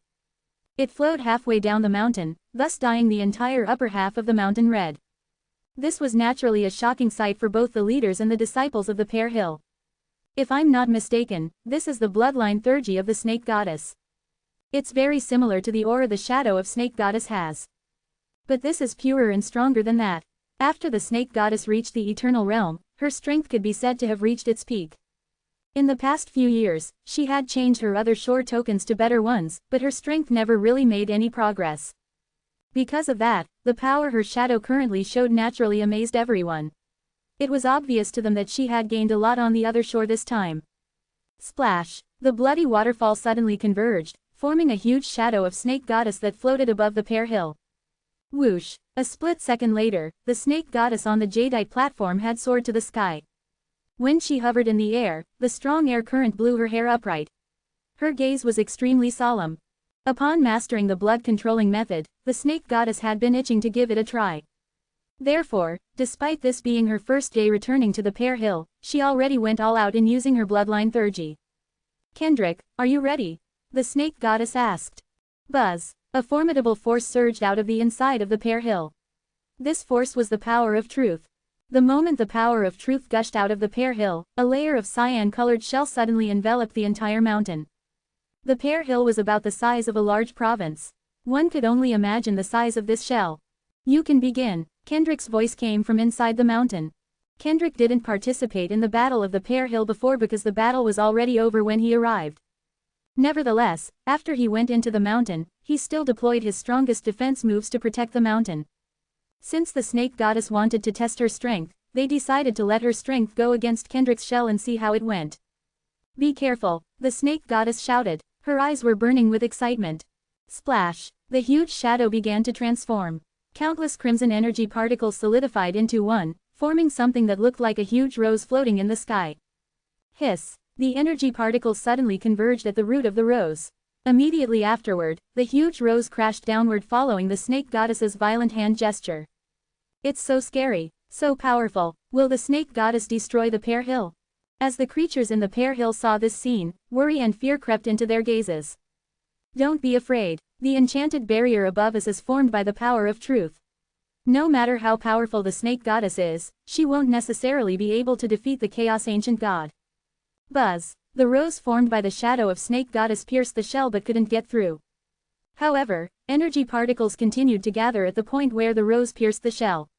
Along with the movement of the energy particles, the rose continued to drill madly into the turtle shell. A sharp, shrill noise echoed in the sky. It made some flying birds erratic as if they were drunk. The people of the pear hill were protected by the shell, so they weren't hurt by the noise, though it still made many people uncomfortable. "Snake goddess, your power can't penetrate through my shell," Kendrick remarked.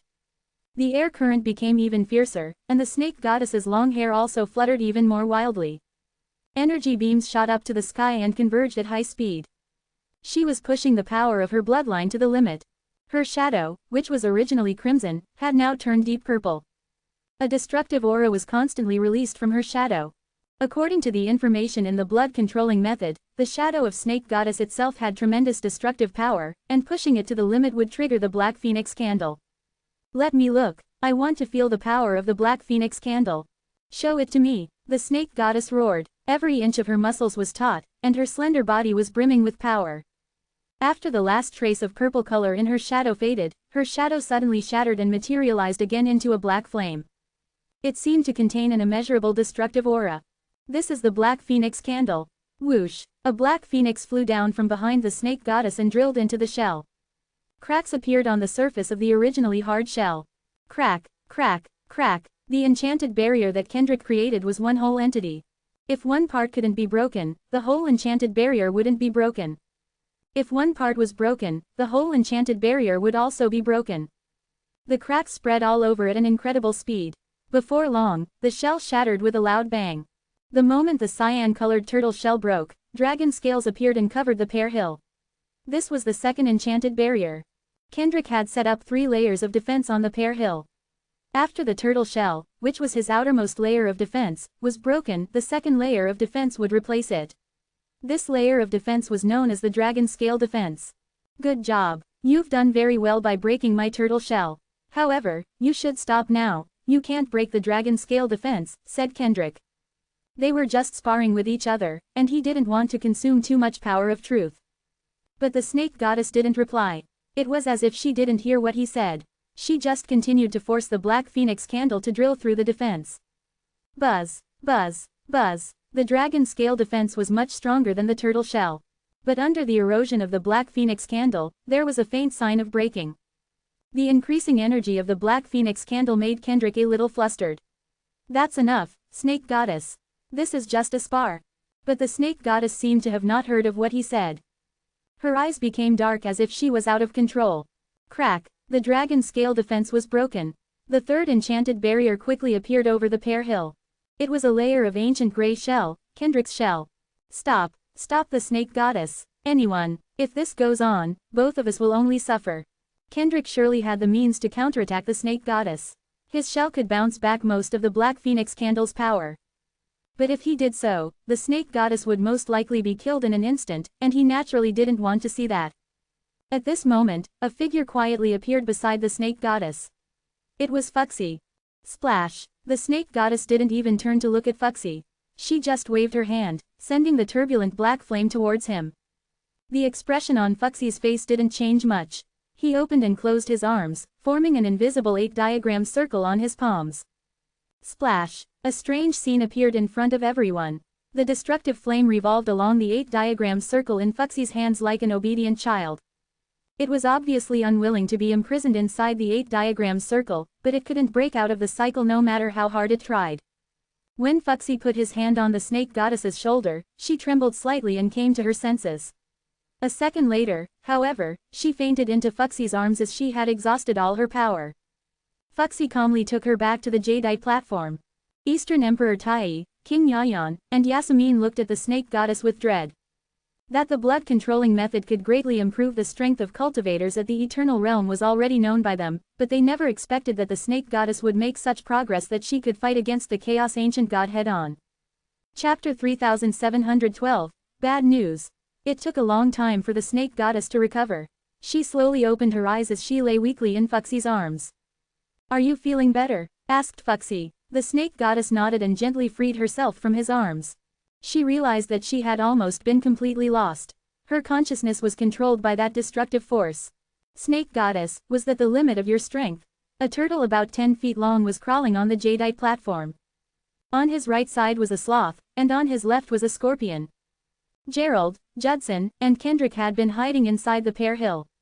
To conveniently communicate with the others, they each created an avatar. Well, the Snake Goddess paused as she thought for a while.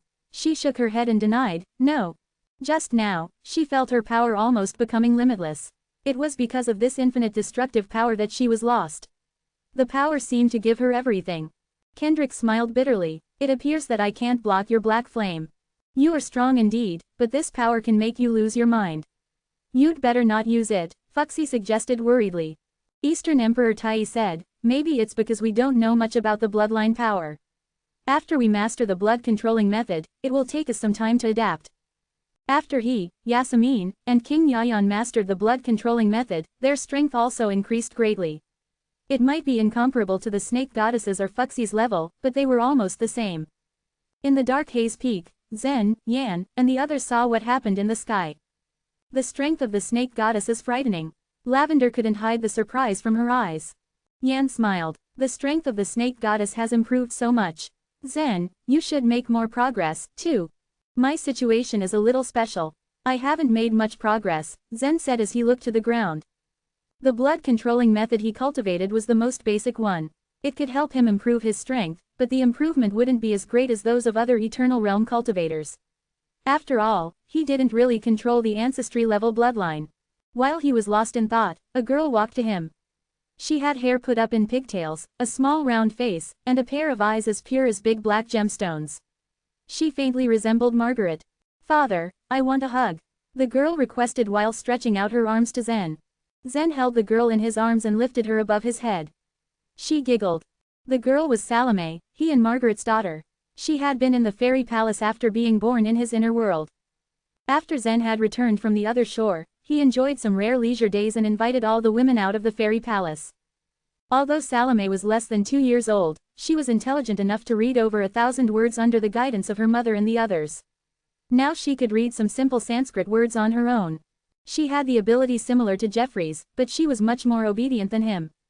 This was only the second time Salome had seen Zhen, but the two of them didn't feel estranged from each other. After playing with Salome for a while, Zhen handed her to Margaret. Only then did he catch Letitia's glance and notice her. She stood not far away with eyes filled with sadness. Jeffrey had been in the deleting space for a long time, but there had been no news about him yet. Previously, Zhen tried to communicate with Zia through the descending ring and failed. Letitia grew more worried with each passing day that Jeffrey's condition remained unknown. Zhen walked towards her and placed his hand on her shoulder. Letitia looked up as she smiled tearfully. Zhen held her in his arms, comforting her. He couldn't go to the deleting space and he couldn't do anything to help. He felt helpless as he could only place his hope on Zia. A few days later, shocking news started to spread throughout the source world and the Pear Hill. The Chaos Ancient God Othniel died. The Yellow Thirk died. And the Divine Farmer also died.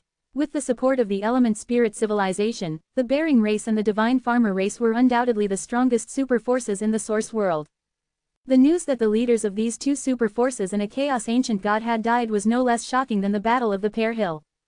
Since the Moon Shield City had not suffered a devastating blow, many people witnessed the battle. The scene that the evil god fought against 3 masters alone had also spread. When the news reached the Pear Hill, it immediately attracted attention, causing great discussion among the people. All the important figures of the Pear Hill arrived and assembled on the jadeite platform. The death of the Yellow Thirk was good news, yet a heavy atmosphere surrounded them. The evil god had killed not only the Chaos Ancient God Othniel but also the Yellow Thirk and the Divine Farmer. It was too amazing that he had done this all alone. The 3 Chaos Ancient Gods guarded the Pear Hill mainly to defend against the Bearing race and the Divine Farmer race. Now the leaders of the 2 super forces had been killed, but they were facing an even more terrifying enemy. The evil god can produce many avatars, and each of them has his strength. His power of the ways blending energy is astonishing. Most importantly, the Yellow Thirk and the Divine Farmer were also very powerful. They must have obtained the blood-controlling methods from the Element Spirit civilization. The Yellow Thirk had actually killed hundreds of the evil god's avatars. After Fuxi initiated the conversation, he threw the green crystal in his hand to Zhen. The green stone was known as the memory recording crystal. As its name suggested, it was a kind of crystal that recorded memories in the source world. The owner of the memory recording crystal hid in a corner of the Moon Shield City. He watched the battle from an excellent angle, wide enough to observe everything that took place. His memory recording crystal became known and was sold at a very high price. The Ear Mouse race afforded to buy it and sent it to the Pear Hill. Zhen caught the memory recording crystal and put it on his forehead. In the blink of an eye, it was as if he had been present in the Moon Shield City. He witnessed how over 10,000 avatars of the evil god killed Othniel. After that, Zhen carefully threw the memory recording crystal to Eastern Emperor Tai, who later passed it to Yasemin after his reading. Everyone fell into a deafening silence after they had read the memory recording crystal. With their insight, they had a collective intuition of the strength of the evil god. It was intimidating indeed. Those who have something to do with you are all monsters, Zen, said Fuxi. Aside from Zen, his children also had special talents. Even the evil god who popped out of his inner world could grow to such a terrifying level. The snake goddess interrupted, but one thing is very strange about this. What is it? Asked Fuxi. The evil god will definitely target the Pear Hill and Zen next, the snake goddess concluded. However, if he wants to attack us, he shouldn't have left so many survivors in the Moonshield City. His ability could kill all its people and even those in the Bloodsea province. Why would he let these people live and spread the news? If the evil god sneaked into the Pear Hill and used his exceptional power, the Pear Hill would be left defenseless and completely defeated. Everyone looked at Zen after hearing the snake goddess's analysis. He was the one who knew the evil god best. Zen answered instantly, because he's certain of himself. In the eyes of the evil god, this was a sure win. No matter how hard Zen resisted, he would never be able to escape. Chapter 3713, Unexpected. He's certain of himself. You're absolutely right, Fuxi nodded. He wasn't afraid that we would know about his deeds and be alert given his arrogant character. The very first time Fuxi laid eyes on the evil god, he already hated the guy. It was at the entrance of the chaotic source world where they first met and Fuxi wanted so much to kill him but couldn't due to the overall situation. Zen nodded with a smile. That's right, this is not something he needs to think about. How should we counterattack? Eastern Emperor Tai had a worried look on his face. It was not easy for him to return from the other shore and he did not want to hide in the Pear Hill all his life.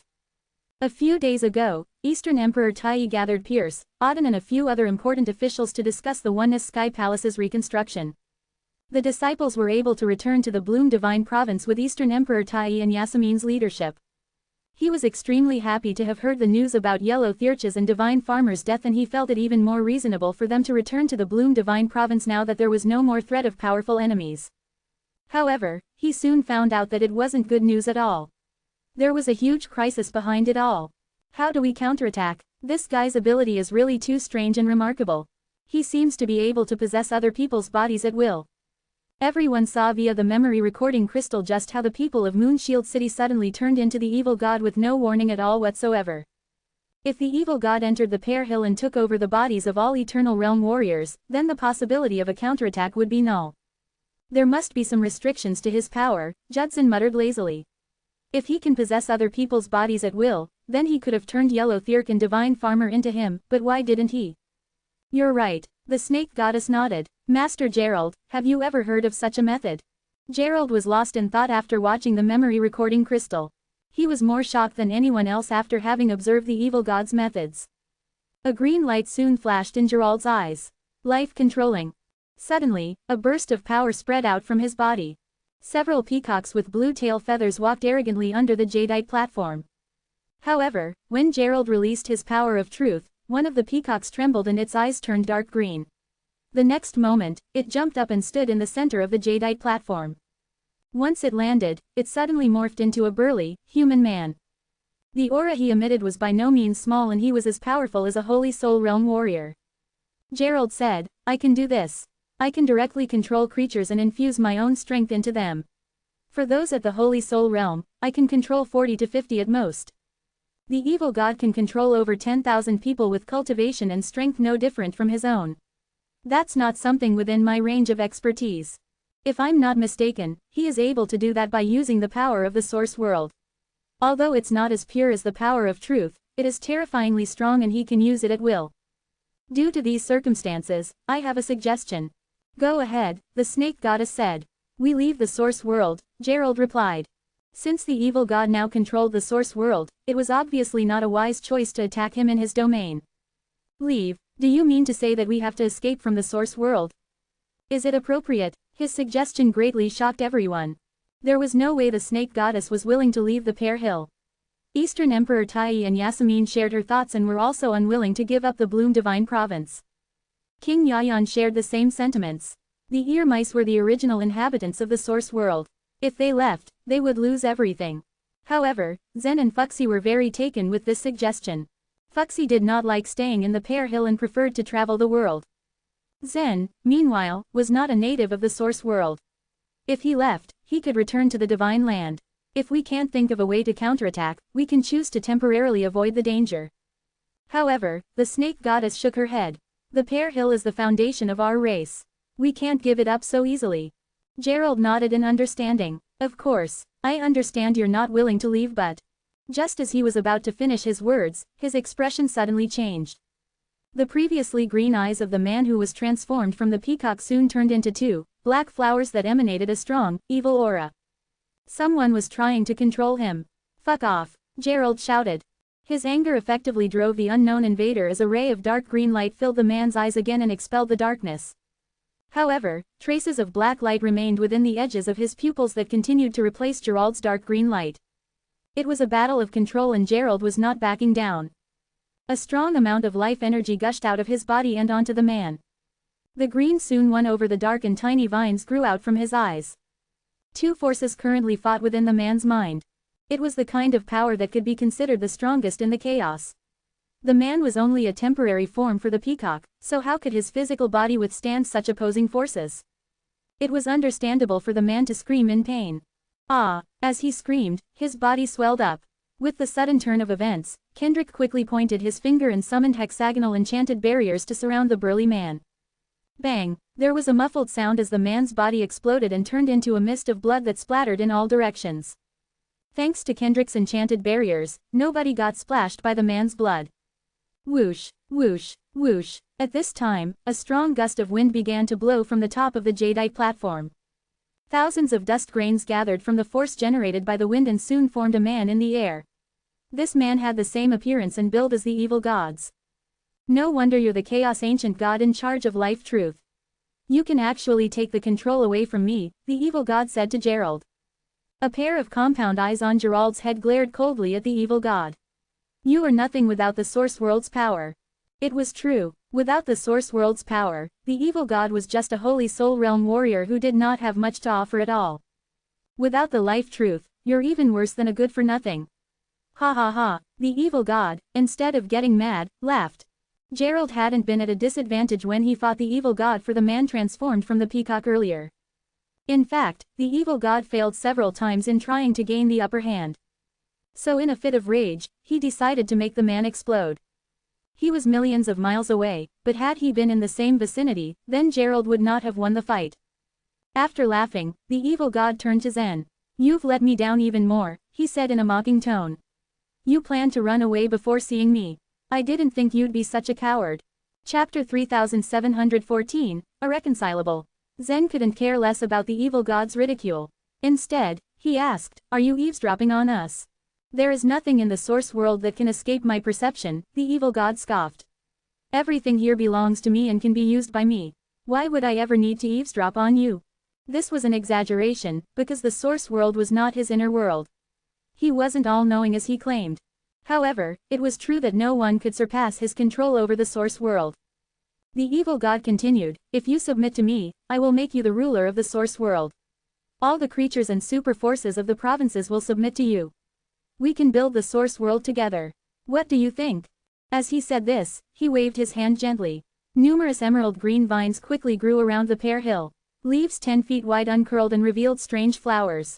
The refreshing fragrance of flowers spread everywhere, and soon enough, the whole mountain was an emerald green sea. The snake goddess race and the human race that were in the Pear Hill at that time were shocked to see this unfold. Whose method is this? With so much greenery covering the mountain, I'm afraid only the Chaos Ancient God who is in charge of the life truth can do it. Why did he do that? Because the people of the Pear Hill didn't know the existence of the evil god, they weren't afraid at all.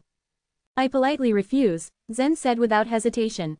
He was completely different from the evil god, which meant there was no way he would cooperate. The evil god was not surprised at Zen's answer. With one wave of his hand, the plants swayed towards him as if they were bowing. There are 323,970,000 creatures living in this huge mountain. Most of them are weak. If they absorb even a drop of poisonous fog, they'd be dead. It is quite pitiful to kill all of them at once. A low plant hidden away among the sea of plants was summoned by the evil god. It was called the poisonous dust grass. In the center of the grass lay a fist-sized fruit that held the deadliest poison. Pop! The evil god pointed his finger at the fruit, and it cracked. Just then, a poisonous bright yellow mist burst out and began to spread. Whatever the poisonous mist enveloped withered and died. It was obvious that the mist was toxic. The Eternal Realm warriors were not afraid of the poisonous mist. From experience, it had always been difficult for the poisonous mist to kill the chaotic source realm warriors. However, there were only a few people above the chaotic source realm in the Pear Hill. If the evil god released all the poisonous mist from the grass, surely 99% of the people on the mountain would die. Why don't you reconsider my suggestion? The evil god threatened Zen with a sneer. Ha ha, Gerald chuckled. All of a sudden, a green light flashed within his eyes and a green magic array hovered over his head, spinning non-stop. Crack, crack, crack. The life energy of the flowers and trees across the mountain quickly faded and were absorbed by Gerald's body. As Gerald extracted all the life energy of the plants within a second, the poisonous dust grass also withered and died. He said, "Do not ever threaten us with such a dirty trick." Though it was true that the evil god had killed one Chaos Ancient God, 3 Chaos Ancient Gods and a group of Eternal Realm warriors still existed in the Pear Hill. It would never be easy to get rid of them all. Seeing that Gerald destroyed his plants as if they were nothing, the evil god did not flinch. Instead, he grinned. "Well then, I can only use the real method." Once he finished speaking, his body disintegrated and the dust flew away with the wind. In the Sword Blade Peak, a group of human disciples concentrated on their cultivation. The youngest disciple was only 12 years old. Despite his young age, he had great talent and made rapid progress within half a year after he'd entered the Sword Blade Peak. He was already comprehending the truth of godly way with a sword in his arms. All of a sudden, his face blurred. The next moment, his body transformed into the evil god and he jumped up from the ground. The sword he held broke in the hands of the evil god. "What's going on? Who are you? What are you doing here? Where is our little brother? Did you just take over him?" The surrounding disciples were left speechless. Even though many of them were other Shore Realm warriors, they had never witnessed a theurgy that allowed someone to directly possess a body. The aura emitted by the evil god was too strong and was most probably at the Holy Soul Realm. "Do not fear, you are a part of me too." The evil god smiled. All of a sudden, the disciples' faces blurred in the same way as the 12-year-old disciple did. Just then, they all turned into the evil gods. In his battle against Othniel, the evil god better grasped the body-possessing theurgy. It seemed that even if he was physically hundreds of millions of miles away, he could directly possess another being. The person he possessed gave him a body to use, which allowed him to possess the people around him, too. Whoosh, whoosh, whoosh. The next moment, dozens of evil gods from the Sword Blade Peak appeared in the air above the jadeite platform. This didn't happen in only Sword Blade Peak. The other peaks went through the same thing. The members of the snake goddess race and the human race turned into the evil gods and one by one appeared above the jadeite platform. Meanwhile, Letitia, Lavender, Margaret and Zen's other women in the Dark Haze Peak had no idea what happened outside.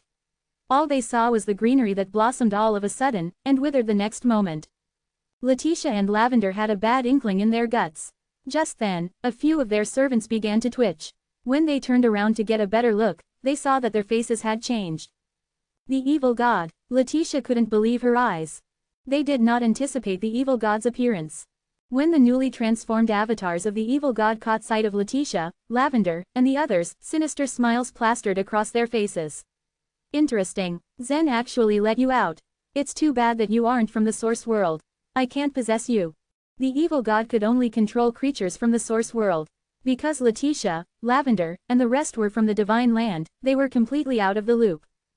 As they saw the evil gods approach them, Margaret raised her eyebrows. "What do you want to do?" Letitia, Lavender and the other women pulled out their weapons and held their fighting stances. "All I want is for your husband to cooperate with me. It would be best for you to be obedient too," the evil gods recited in chorus. Letitia frowned and considered her options. She looked up and said without fear, "Evil god, Zen has done nothing but treat you well. He even let go of your wife, Edna. It's unreasonable of you to attack us."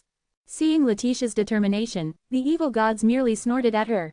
Nothing could ever restrain the evil god. Otherwise, he wouldn't have returned to Zen time to time. However, it seemed that what Letitia had said affected him. One of the evil gods hesitated for a moment then snapped his fingers. "Retreat." The evil gods didn't lay a finger on any of them and eventually disappeared. Once they were gone, Margaret began to worry about Zen. The evil god has so many avatars. I fear Zen's safety. Meanwhile, Letitia ran out of the hall and looked up to the sky. Her jaw dropped. The sky above the Pear Hill was packed with the evil gods that hovered and increased in number. Chapter 3715, Countermeasures. The Eternal Realm warriors on the jadeite platform stood still, frozen in shock. They had just read the memory recording crystal which had just revealed to them how the evil god used over 10,000 avatars to kill Othniel. Their expressions were grim. The evil god once again was proving himself to be an extremely formidable enemy. Eastern Emperor Tai put his hands behind his back, clutching a golden sword pointing at the sky. An overwhelming sword intent emanated from his body, spreading outwards infinitely. Yasmin held the long sword horizontally. She frowned deeply, her wrinkles accentuating her tiredness more than usual. Despite her old age, enemies would have quaked in fear at the incredible power she exuded. Anyone at the Eternal Realm who had mastered the blood-controlling method could dominate the source world. However, the number of evil gods kept on increasing. They almost completely covered the sky. The snake goddess was at a loss. Tears filled her eyes as she helplessly watched her disciples turn into evil gods. Although they were being possessed by the evil god, these people were still her disciples. With every addition of an evil god, the Pear-Hill lost a disciple. The snake goddess didn't have the heart to kill her own people. Can you stop the evil god? The snake goddess pleaded to the three chaos ancient gods through life vitality. Judson shook his head. He directly possesses the creatures in the source world. We can't stop him. I have an idea, piped up Gerald. But I can only save dozens of people at most. He was thinking he could stop the evil god's body possession with the truth of life, but ultimately, it would have been futile since the number of evil gods was increasing rapidly. Hiss, hiss, hiss. Two streams of energy, one black, one white, flowed forth from beneath Fuxie's feet, converging to form an illusory 8-diagram seal. Spare no mercy, Fuxie said gravely. There are enemies now. There's nothing we can do about that. Swoosh. The 8-diagram seal formed an invisible force that started to revolve around Fuxie. In the past, Fuxie focused only on improving his own strength. Exerting his bloodline power to the extreme, he sought the fastest and strongest methods to destroy. After cultivating the blood-controlling method, he had gained a new understanding of his bloodline. Stupid, the snake goddess snapped. It's not a matter of whether they are enemies or not. We have no chance of winning. The snake goddess shot an angry look at Fuxie. Right, it's useless to kill them. No matter how many people we kill, the evil god can always possess more, Gerald agreed. This was simply an unfair battle. The evil god was invincible, so it was useless to exert too much effort just trying to put a dent on him. Zen stared at the sky for a while and pondered. If we don't have any chance of winning, why don't we focus our efforts on escaping from the source world? The evil god could possess the creatures in the source world. However, his power couldn't reach outside of the source world. Escape, Gerald analyzed. Othniel was the best at that, yet even he was unable to escape. It won't be easy for us to get out of here.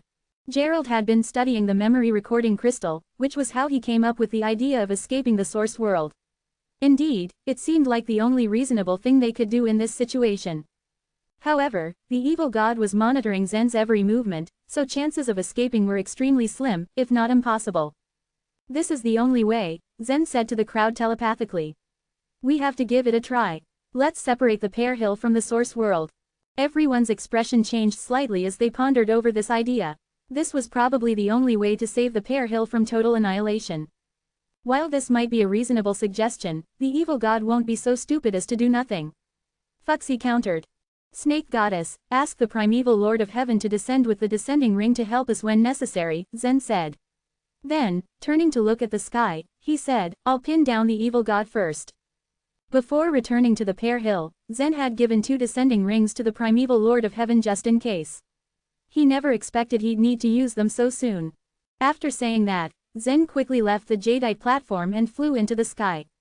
Even then, the number of evil gods was still increasing, one after another. It had already surpassed 10,000, but he showed no signs of stopping. He was not in a hurry. As long as he was in the source world, he was invincible. The Chaos Ancient Gods, the Eternal Realm Warriors and Zen were all no match for him. He waited patiently for them to make the first move. It'd be more interesting that way, he thought to himself. Seeing Zen's approach, he said aloud, the Eternal Realm Warriors have mastered the blood-controlling method. That must mean you have, too, right? Over 10,000 evil gods stared at Zen in unison. Their gazes were oppressive, making him feel stressed. However, only the one in the lead spoke. Yes, replied Zen. The eyes of the evil god lit up. Then, show me your strength. You can have a taste. Zen said, smiling suddenly. Without any hesitation, the evil god gently spread out his palm, and a nearly perfect ways-blending energy was formed. Zen cautiously stared at the ways-blending energy, vigilantly taking in his surroundings. Since he wanted to pin down the evil god, he needed to provoke him some more. Is this the complete godly ways great unity? Zen asked, pretending to be curious. Yes, it's the complete ways-blending energy. I haven't been able to comprehend the truth power yet. If you are willing to follow me, I can teach you, said the evil god calmly. I'm not interested. Zen shook his head. You will be interested soon. The evil god's arm shook slightly, and the ways-blending energy formed a long sword. Then, he swung his body, and the blade slashed towards Zen's head. With the strength at the peak of the Holy Soul Realm and the power of the ways-blending energy, the evil god was more powerful than many Eternal Realm masters. As the evil god swung towards Zen, he gently opened his palm to reveal a thin thread of blood. The blood thread quickly converged to form a hollowed-out blood sword.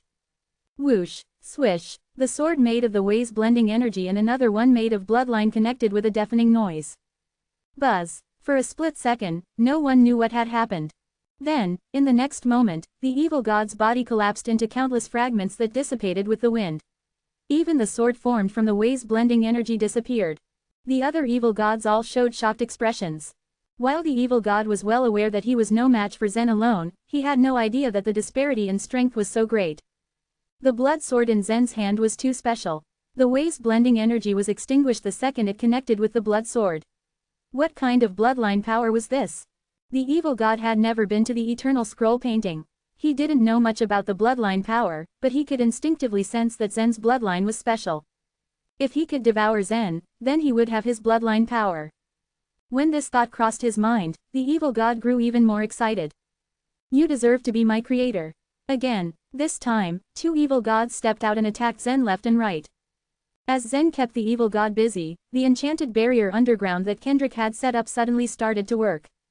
The dragon scale defense, like a sharp knife, was trying to separate the Pear Hill from the source world. Chapter 3716, Confronting. Separating an entire province from the source world was a fairly easy task for a chaos ancient god. 3 enchanted barriers had covered the top of the Pear Hill. Now, Kendrick needed to draw the barriers into the underground. Around 3 minutes later, an enormous and deep circular trench appeared in an area outside the source world. If they viewed the source world as a large rounded fruit, the area where the Pear Hill stood had now been cleanly sliced off by the dragon scale defense. The Pear Hill could be separated from the rest of the source world with just a little push from the inside. Meanwhile, dozens of evil gods were still fighting against Zen above the Pear Hill. It seemed as though they were deliberately fighting him at such a leisurely pace. The evil god had been thoroughly enjoying this way of fighting. He could probably do this the entire day without getting tired. He practically had an infinite amount of power. The power was like a noose that was gradually tightening around Zen's neck. This was the only way he could force Zen into exhausting every bit of his power. Then, he would make Zen surrender miserably to him. Whoosh, whoosh, whoosh. Dozens of evil gods charged wildly towards Zen like a pack of hungry wolves. Each of them was carrying ways-blending energy. On the other hand, Zen stood his ground and remained oddly calm. He was well aware of the plan. Kendrick was trying to detach the Pear Hill from the rest of the source world. This meant that the longer he could hold off the evil god, the more advantageous it would be for the Pear Hill. A long delay was what they needed. Whoosh, he swiftly drew the blood sword and held it tightly in his hand. The blood sword slashed rapidly in every direction. In the blink of an eye, the blood sword underwent an esoteric transformation. It released several blood lines that pierced through the evil gods. After that, they formed an intricate yet chaotic pattern all throughout their bodies. As Zen made a pulling motion, the sharp patterns quickly streaked past the evil gods and chopped them to pieces. The scene looked absolutely gruesome as blood gushed out and splashed everywhere. Meanwhile, the snake goddess was trembling. Her heart ached terribly as she watched this grisly scene unfold. As the head of the Pear Hill, the snake goddess obviously had the inherent disposition of a true leader. She had always been courageous and resolute. She knew that there would always be sacrifices in any battle. However, it was extremely painful for her to watch as their members ended up as the sacrifice. The evil god possessed the bodies of the people nearby. The evil gods battling with Zen were actually the elites of the Pear Hill. They had no knowledge of what happened and what they were doing. It meant that Zen had to kill them not because of their own actions, but of the evil gods. The snake goddess couldn't express her pain and regret in mere words. Out of the blue, they heard someone shout, "I have done it, I have finished cutting the pear hill." It was Kendrick's voice that everyone heard in the midst of the battle. At that moment, the snake goddess, Fuxi, King Yayan, Eastern Emperor Tai, and the two Chaos Ancient Gods slightly froze in surprise. It was done. Now that the first step had been completed, the next step would be to push the pear hill out. When Zen heard Kendrick's voice, his expression did not change even the slightest. He remained focused on the evil god's attacks. Incredible. Well, let's see if you can block my next attack. How about 100 people? The evil god exclaimed with such excitement and anticipation. All at once, over 100 evil gods charged towards Zen. There were 101 evil gods rapidly converging on him. One of them swooped directly in front of Zen. Puff! Zen instinctively drew his blood sword and stabbed the evil god straight in the chest. This method of attack is futile, he remarked coldly. However, the evil god smiled at Zen derisively before he could cut him into pieces. I want you to know that it's useless to move the pear hill out of the source world. When he heard this, Zen looked at him darkly. He gently pulled the blood sword in his hand and instantly dismembered that evil god. Afterwards, he bellowed, "Everyone, move!" As soon as they heard him, they immediately took action. Boom, boom, boom, they heard loud booming sounds that came from inside the pear hill. Simultaneously, the snake goddess, Fuxi, and the other Eternal Realm warriors moved away from the jadeite platform. Subsequently, they each appeared at the top, on the mountainside, and some other places of the pear hill. Each of these places had a dome-shaped enchanted barrier. These were the areas that had been marked by Kendrick beforehand. They were supposed to apply force in these designated points. The Eternal Realm warriors considered the pear hill fragile, but by targeting these areas, their powers would be evenly distributed. It would help them hit the huge mountain simultaneously. As soon as the Eternal Realm warriors appeared on the dome-shaped barriers, they slammed those specific areas with their full strength all at once. In fact, a Chaos Ancient God would be able to push the pear hill out of the source world. It could even be accomplished by him alone if there was enough time. Unfortunately, they still had an unpredictable and all-powerful evil god to deal with. Therefore, the only way they could execute their plan was to do it without warning. Kendrick had already cut the edge of the pear hill using the dragon scale defense. When the combined powers of the Eternal Realm warriors and the Chaos Ancient Gods erupted, there wasn't a single crack on the surface of the pear hill. The cut was completely smooth. Swish, swish, swish. All of a sudden, they heard a strong rushing sound. Boundless chaotic energy surged from the cut at the foot of the mountain. Fortunately, the 3 enchanted barriers Kendrick had set up earlier covered the entire pear hill. These enchanted barriers could completely block flow of the chaotic energy. However, they noticed a huge problem. The pear hill was slowly sinking. What just happened? Fuxi yelled amidst the commotion. The pear hill collapsed. It was Yasmin who answered. I can't believe it. How could such a huge mountain collapse? King Yayan mumbled in disbelief. There were several large cities of the human race and the snake goddess race located in the pear hill. These cities were built on the flat mountainside. All of a sudden, the people residing there felt that the entire mountainside was sinking. This phenomenon was way beyond their understanding. At this point, there were more than 10,000 evil gods hovering in the sky. They watched as the pear hill began sinking gradually. The mockery in their eyes became even more evident. Then, the evil god spoke tauntingly, "You don't even stand a chance against me. What makes you think you can take on the source world?" Just as the evil god finished talking, something unusual happened. All of a sudden, the space crystal wall around the pear hill changed color. The pear hill's entire inner space was completely sealed. This kind of space sealing was extremely strong and sturdy. It was even quite impossible for Othniel to break free from it. The pear hill had already sunk hundreds of feet. But now, its descent was stopped. Out of nowhere, they heard someone shout, "Truth gives me greater strength." Gerald roared at the top of his lungs. When they heard this, Judson and Kendrick also began to extract their truth bloodline fervently. Meanwhile, Fuxi's hair was fluttering wildly as the 8 diagrams beneath his feet were rotating at an extraordinary speed. Seeing this, Yasmin, King Yayan, and the snake goddess began to exert more strength as well. Crack! They heard a loud splitting noise. Crack! It was getting even louder. Crack! The ripping sound that came from around the pear hill was deafening. It was as if 2 invisible and out-of-place cogwheels were grinding against each other. Little by little, the pear hill began to sink once more. Your united strength is very commendable. However, you have to remember who you are fighting against. Over 10,000 evil gods smiled gracefully at the same time. As a matter of fact, everything that happened this day was according to the evil god's plan. He even deliberately left the space unlocked just for fun. Otherwise, it would have been extremely difficult for the snake goddess, Fuxi, and other Eternal Realm warriors to scatter at the Pear Hill's specific places. Buzz, buzz, buzz. Without warning, numerous blue space chains shot out from every evil god's body. These space chains were like hidden weapons. They had easily pierced through Kendrick's enchanted barriers and were now drilling into the interior of the Pear Hill. These space chains were highly effective in penetrating and containing the entire mountain. They didn't need to pierce through any of the pressure-bearing points. Afterwards, the evil gods pulled the space chains and ascended into the sky. Originally, the evil god had a much simpler plan to prevent the escape of the Pear Hill. He had already thought of just killing the Eternal Realm warriors and the Chaos Ancient Gods. However, he thought that it seemed more interesting to deal with the Pear Hill using the space chains. More than 10,000 evil gods were previously Holy Soul Realm Masters. Therefore, the power that erupted simultaneously was utterly phenomenal. Together with the power of the space ceiling in the source world, the Pear Hill immediately stopped sinking. In addition to that, it also began to rise gradually.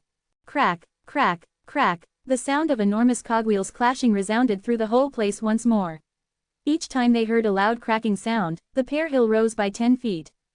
In just a short span of time, the entire Pear Hill was lifted from the ground. It was quite unbelievable to watch as the enormous mountain floated in the air. This phenomenon was probably the first one to occur in the source world. If you like flying, then fly even higher. The evil god laughed wildly. Everything was going right according to his plan. Buzz, buzz, buzz. More evil gods began to appear at the top of the mountain. Each of them was holding on to a space chain. And then, 10,000 more evil gods appeared. Now, there were more than 20,000 of them.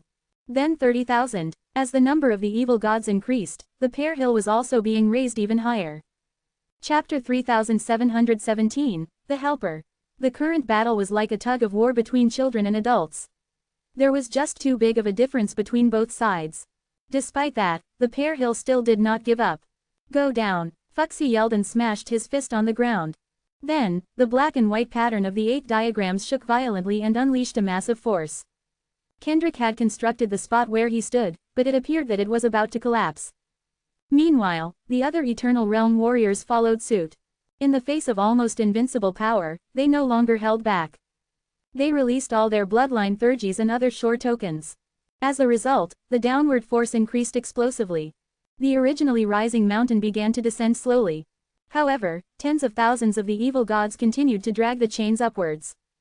One of them did not drag the chains. Instead, he folded his arms and looked down. I appreciate your effort, but this is useless, he scoffed. After he finished speaking, he stretched out his hand and grabbed downwards into the air. Splash! At that moment, the whole Pear Hill trembled slightly. It wasn't long before it stopped falling and slowly rose. The evil god could move directly any space, including the vast land of Pear Hill. When he had lifted the Pear Hill with tens of thousands of avatars, it was just a trick. Master Fuxi, let the primeval Lord of Heaven descend, Zen said to Fuxi telepathically. I've already informed him of the situation here. He is still trying to figure out a way, Fuxi answered. Unfortunately, the primeval Lord of Heaven was only at the Eternal Realm. He might be stronger than the Eternal Realm warriors of Pear Hill in terms of strength, but it was useless. One more Eternal Realm warrior could not reverse the situation. Ask him to come now, Zen urged. At that point, Fuxi's mind was a mess. All he wanted to do now was maximize his strength for the fight. When Zen urged him, he activated the descending ring.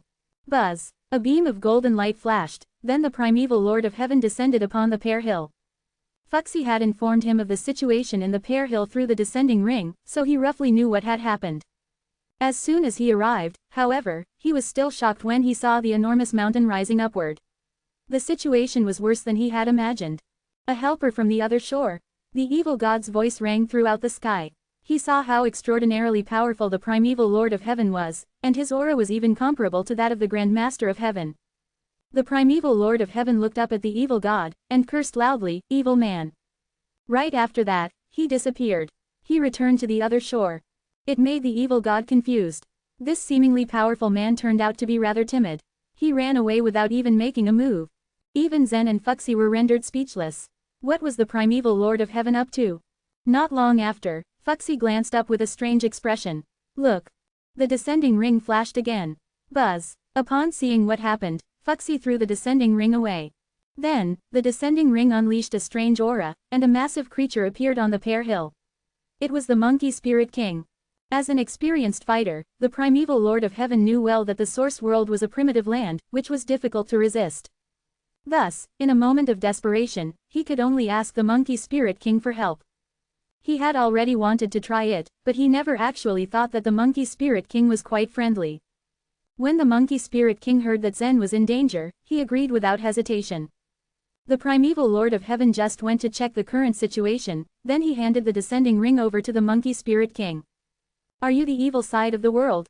The Monkey Spirit King asked as he looked at the avatars of the evil god. The negative emotions of a world were not a new thing. The Four Spirits sect had witnessed such emotions since they had built many worlds.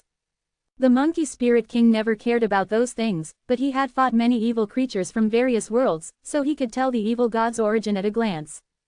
Who are you? The avatars of the evil god looked at the Monkey Spirit King, and all their arrogance was gone. The evil god had keen senses and particularly sharp eyes. He felt an indescribable aura from this extraordinarily giant ape. He truly admired such powerful strength. Even the Grand Master of Heaven and the primeval Lord of Heaven could not make him feel the same things, but this giant ape had done it. What kind of creature was this? He was not the only one who was puzzled, though. There were many warriors at the Holy Soul Realm on the Pear Hill, who all looked at the Monkey Spirit King in disbelief. His unparalleled strength shocked them hugely. Ha ha. On the other hand, the Monkey Spirit King grinned and ignored the evil god. For him, an evil creature from a small energy pool was not even worth mentioning. Still, it did not mean that it was easy to kill the evil god. Since the primeval Lord of Heaven had asked him for help, he would use the simplest way to solve the problem. Boom, boom. To do so, he stretched out his hands and fiercely slapped the pear hill. Before he did that, Kendrick temporarily removed the 3 enchanted barriers. Otherwise, the barriers would collapse under his slap. The moment he slapped the mountain, 2 palm prints with a diameter of 10,000 miles appeared, his enormous body at the center. Even if the palm prints were quite huge and he applied the power evenly across the mountain, many parts of the mountain still collapsed. Large boulders submerged some large cities, and violent earthquakes killed multitudes of mortals in the cities. Millions of people had died or gotten injured. Today was a disaster for the disciples of the Pear Hill, and it was the end for the ordinary people who were born and raised in this place. Afterward, the Pear Hill, which the evil god had dragged upwards, began to sink quickly. The speed at which it sank far exceeded the rate before, and even tens of thousands of evil gods in the sky fell. Indeed, the Monkey Spirit King's power had fully reversed the situation. You want to escape? It's not that easy. One of the evil gods gritted his teeth. He wanted to use the power of the source world to keep the Pear Hill. Yet, even if the locked space was powerful, it was useless against the Monkey Spirit King. Furthermore, the force continually tore the locked space apart, while blue lightning kept shooting out from the area around the Pear Hill. Splash! A few seconds later, the Pear Hill finally sank to the ground, passed through the shallow earth, and fell out from the chaos. As for the source world, its vast territory floated above everyone's head. The people below it could not see its entirety from such an angle. They only saw a big, circular hole in the place where the Pear Hill was formerly located. When the Pear Hill fell out of the source world, so did tens of thousands of evil gods. After they left the source world, the space chains on the evil gods' bodies immediately disappeared. At the same time, the effect of possession also faded away, and they returned to their original appearances. The only thing was that they had no idea that the evil god had possessed them, nor did they know why they floated between the Pear Hill and the source world. They felt confused. Buzz. They heard an odd sound, and fortunately, Kendrick responded fast. Before the chaotic energy swept towards these tens of thousands of people, an enchanted barrier had already enveloped them and immediately pulled them back to the Pear Hill. Only then did Zen and the others sigh in relief. Although the Pear Hill suffered many losses, they still managed to get out of the source world.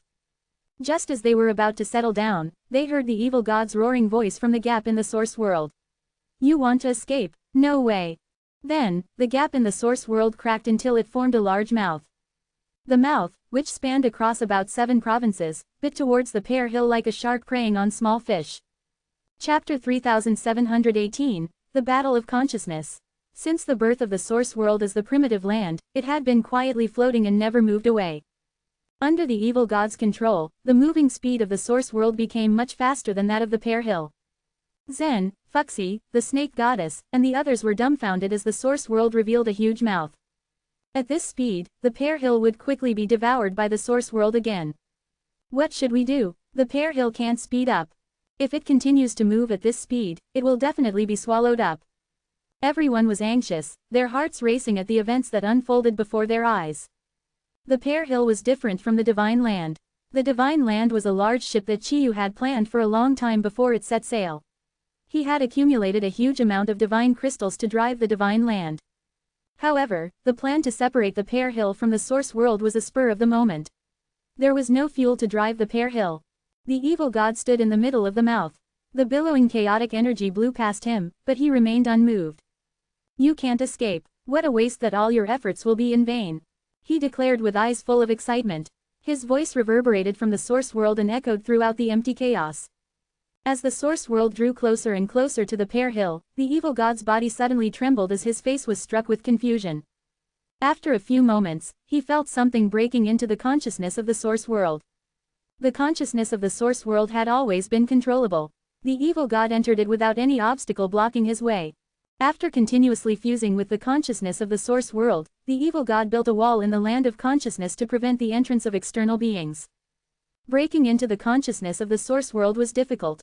The evil god didn't think anyone else in the source world could do it. He built the wall just in case, but now something unexpected had really arrived. Controlling the movement of the source world consumed a lot of the evil god's energy. If he wanted to resist external invasion, he could just give up chasing after the pear hill. The evil god tried to make a choice decisively. Although it was important to take down the pear hill and Zen, the source world was the foundation of his strength. Once he was expelled from the land of consciousness in the source world, he would lose everything.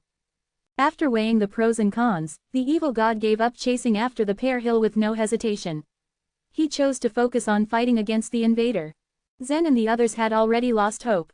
If the pear hill was taken back by the source world, they would completely be annihilated.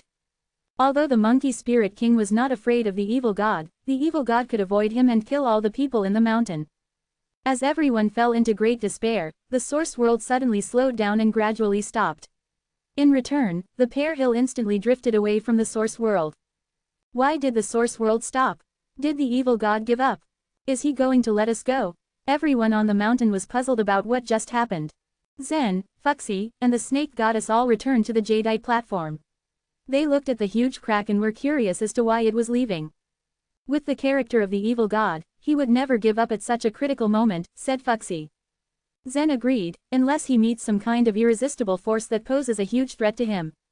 The snake goddess tilted her head, concentrating harder. The evil god has snatched Usman's power. Usman worked for the Yellow Thirk, the Element Spirit Civilization, and even the Snake Masters. I don't think they'll just sit around and do nothing. The others nodded as they all came to an understanding. The snake goddess was most likely right. The source world was the largest primitive land in the chaos upholding its status. It was not a big deal that the evil god had devoured Usman and gained his power. But now that the evil god was about to take complete control of the source world, could the Element Spirit Civilization and the Snake Masters manage to stay still? Fortunately, the pear hill had escaped from disaster and protectively floated into the depths of the chaos. The monkey spirit king stayed in the mountain for a long time before returning to the other shore. In the consciousness of the source world, thousands of white snowballs floated in the air. The snowballs were soft and a little cold. These were the consciousness of the source world. The consciousness of the source world was illusory and modal. It was almost impossible to touch or even find it.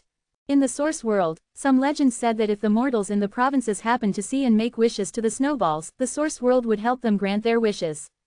The evil god, however, wasn't sure whether these legends were true or not. He had found the land of consciousness by using Usman's power. Only he was able to find it. The wall he built using the consciousness of the source world was not solid and performed no function at all. A black snake writhed rapidly through the land of consciousness. He drilled into one of the white snowballs, tainting it dark from the inside out. The black snake then jerked to the next snowball. The moment just enough white snowballs turned black, this snake could also obtain the power of the source world. But he soon met his opponent. At a distance, some red snowballs started to float, and one of them turned into the shape of the evil god. Who are you? How did you get here? The evil god asked as he stared at the little black snake. He found that the black snake emitted a strange and powerful aura which was similar to that of the giant ape. This crushed him. He had once thought himself to be the strongest in the chaos. The element spirit civilization was nothing compared to him. The nihility race even had to obey everything he ordered and assured to meet all his demands. With the support of the source world, the evil god didn't expect highly of the two strongest forces on the other shore. But that giant ape suddenly appeared, causing him confusion. Where did the giant ape come from? Was there such a powerful creature in the chaos? The giant ape was the one who saved the pear hill while an equally strong little snake appeared in the land of consciousness. Doubts began to flood the evil god as he realized his flawed understanding of this world. The primitive land doesn't belong to you. You don't deserve to have a hand in it, the little black snake hissed. The evil god laughed. How do you say it isn't mine? Do you own it? Of course, it's ours. We haven't made a move because it isn't time yet, the snake boasted. You still have time to leave, just after you return all the contaminated consciousness, he ordered. Previously, when the evil god absorbed Usman, it did not attract the snake master's attention. Usman represented the negative will. He could not invade the land of consciousness and it had never happened before. But the evil god had done it, so the snake masters didn't think twice of making a move. When the evil god maximized the power of the source world, his body also changed into its weakest. They seized the chance to take action at their obvious advantage. The little black snake had just contaminated 7 snowballs. The evil god had stayed here for a long time. Tens of thousands of red snowballs floated behind him. The evil god sneered, I guess it's too late for you to leave now. Whoosh, whoosh, whoosh, the red snowballs swarmed towards the little black snake, like a snowstorm that coalesced to blanket him. Chapter 3719, Abnormal Phenomena. It had been a small fight within the land of consciousness. Anyone at the Holy Soul realm could deal with the evil god, and the black snake here without any difficulty. However, because the land of consciousness was different, any powerful figures could not enter it. Even formidable beings such as the evil god and the black snake could not unleash their full soul force within the land. The fight had caused great disaster in the source world though. When the evil god and the little black snake had contaminated the consciousness of the source world, many dramatic changes began to take place in the provinces. When the creatures began to fight using their powerful minds, the consciousness of the source world quickly fell into great chaos and disorder. Booming crashes echoed harshly. The crystal walls surrounding the Greyfish province shattered into pieces, and its fragments scattered in all directions.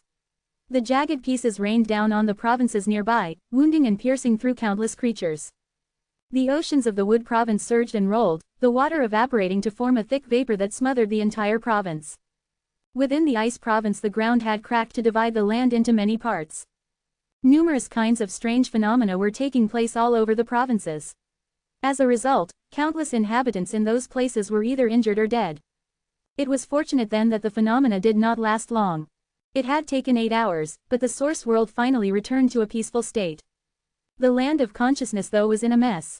Despite the fact that the little black snake was a part of the snake spirit king's soul, his time within the land of consciousness was too short compared to that of the evil god. Nearly half of the source world's consciousness had been corrupted by the evil god, while the black snake had only been able to pollute a small portion of it. The black snake might have been far stronger than the evil god, but he still fell at the hand of the latter. The only reason the evil god had won was his strategy to use the source world's own consciousness against the snake. Lost in thought, the evil god stared down at the dead snake as he contemplated devouring his soul for his power. He of course had the ability to absorb souls, so it shouldn't pose an issue. After another moment of short consideration, the evil god controlled his greed and decided against it. The little black snake was too mysterious, too much of an unknown. There was really no telling what would happen if he devoured his soul. It was much too risky to take the chance. So he picked up the snake and tossed him over his shoulder to disappear in the land of consciousness. An ear-splitting roar suddenly split the sky. It came from the heavenly square city of the Jade Pure Realm. Cornelius was going ballistic. The snake spirit king's body lay across the whole city, but he always tried to remain unseen within the city. He entrusted most of his affairs to the snake masters. Majority of the creatures within the city didn't know of his existence. The roar had caused some sections of the space to collapse, forming large, jagged cracks. From the cracks crawled numerous treacherous beings and creatures from the other shore. As they all looked up to the sky, a monstrous snake head was glaring down at them. Cornelius hissed sharply at them, commanding their attention. Fury was evident in his eyes. A slimy, forked tongue flicked from his mouth, and his crescent-shaped eyes glinted with dark golden light. The human spirits of the Joy, Broad and Black houses walked out of the heavenly square city and stared blankly up at the Snake Spirit King. What has the Snake Spirit King so angry? This is the first time I've ever seen him throw a tantrum. Hopefully he won't decide to take it out on us. Even though the human spirits had always been loyal to the Snake Spirit King, they still feared his wrath. The leader of the Joy House, Alphonse, observed the Snake Spirit King. He felt a trickle of happiness inch down his spine, but he made sure to show no outward sign of the emotion. Alphonse thought about what the king's anger might mean for them. It could mean his original plan failed, or something stood in its way, so he had to strategize a new one. This could bode well for them.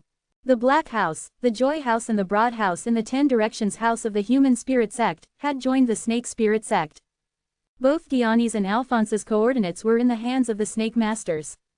There was no way to take back their freedom without their coordinates. The air broke apart with a loud whooshing sound. Sewell had snapped his tail as he'd climbed to the top of the heavenly square city. "My king, what makes you so angry?" he asked, his voice shaking. He had seldom ever seen the king become so enraged. "A piece of my soul has failed his mission," the Snake Spirit King snarled. Sewell raised his head abruptly, and looked at the Snake Spirit King in shock. Sewell knew exactly what had angered the king from those few words. The last time Sewell had witnessed the evil god's display of power in the Blood Sea province, he knew he was a danger to them. He had immediately reported everything to the Snake Spirit King. At the time, the Snake Spirit King did not take his words seriously. The Snake Spirit King had ruled over the chaos for an incredibly long time. Everything was under his strict control. But the unconscious Bird Spirit King and the recently awakened Monkey Spirit King unnerved him. The Snake Spirit King believed the chaos ancient gods and warriors of the eternal realm in the source world were insignificant and did not deserve any thought or consideration. Sewell was assured though at the time by the Snake Spirit King's calm attitude. Even though the evil god had control of the primitive land, Sewell believed that his king would be able to conquer it once more. But now that his king was admitting defeat, Sewell was drowning in the shock of it. "What are we going to do now?" Sewell, who was always calm, was unsure of what to do now. "The primitive land is a crucial part of our plan. It can't be in the hands of other people." The Snake Spirit King regained his composure, and glanced down at the treacherous beings and creatures from the other shore that had gathered. "Take the coordinates of these treacherous beings to the Mist City. It is time to end the battle that has lasted hundreds of chaotic eras," he said. There was a flash of surprise in Sewell's eyes. "Wouldn't that be too rash, Your Majesty? Perhaps we should give it a little more thought, come up with a better idea," he tried. "This is not up for discussion.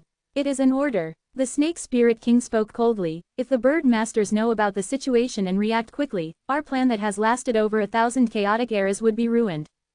The worst part of it all was not that the evil god controlled the source world.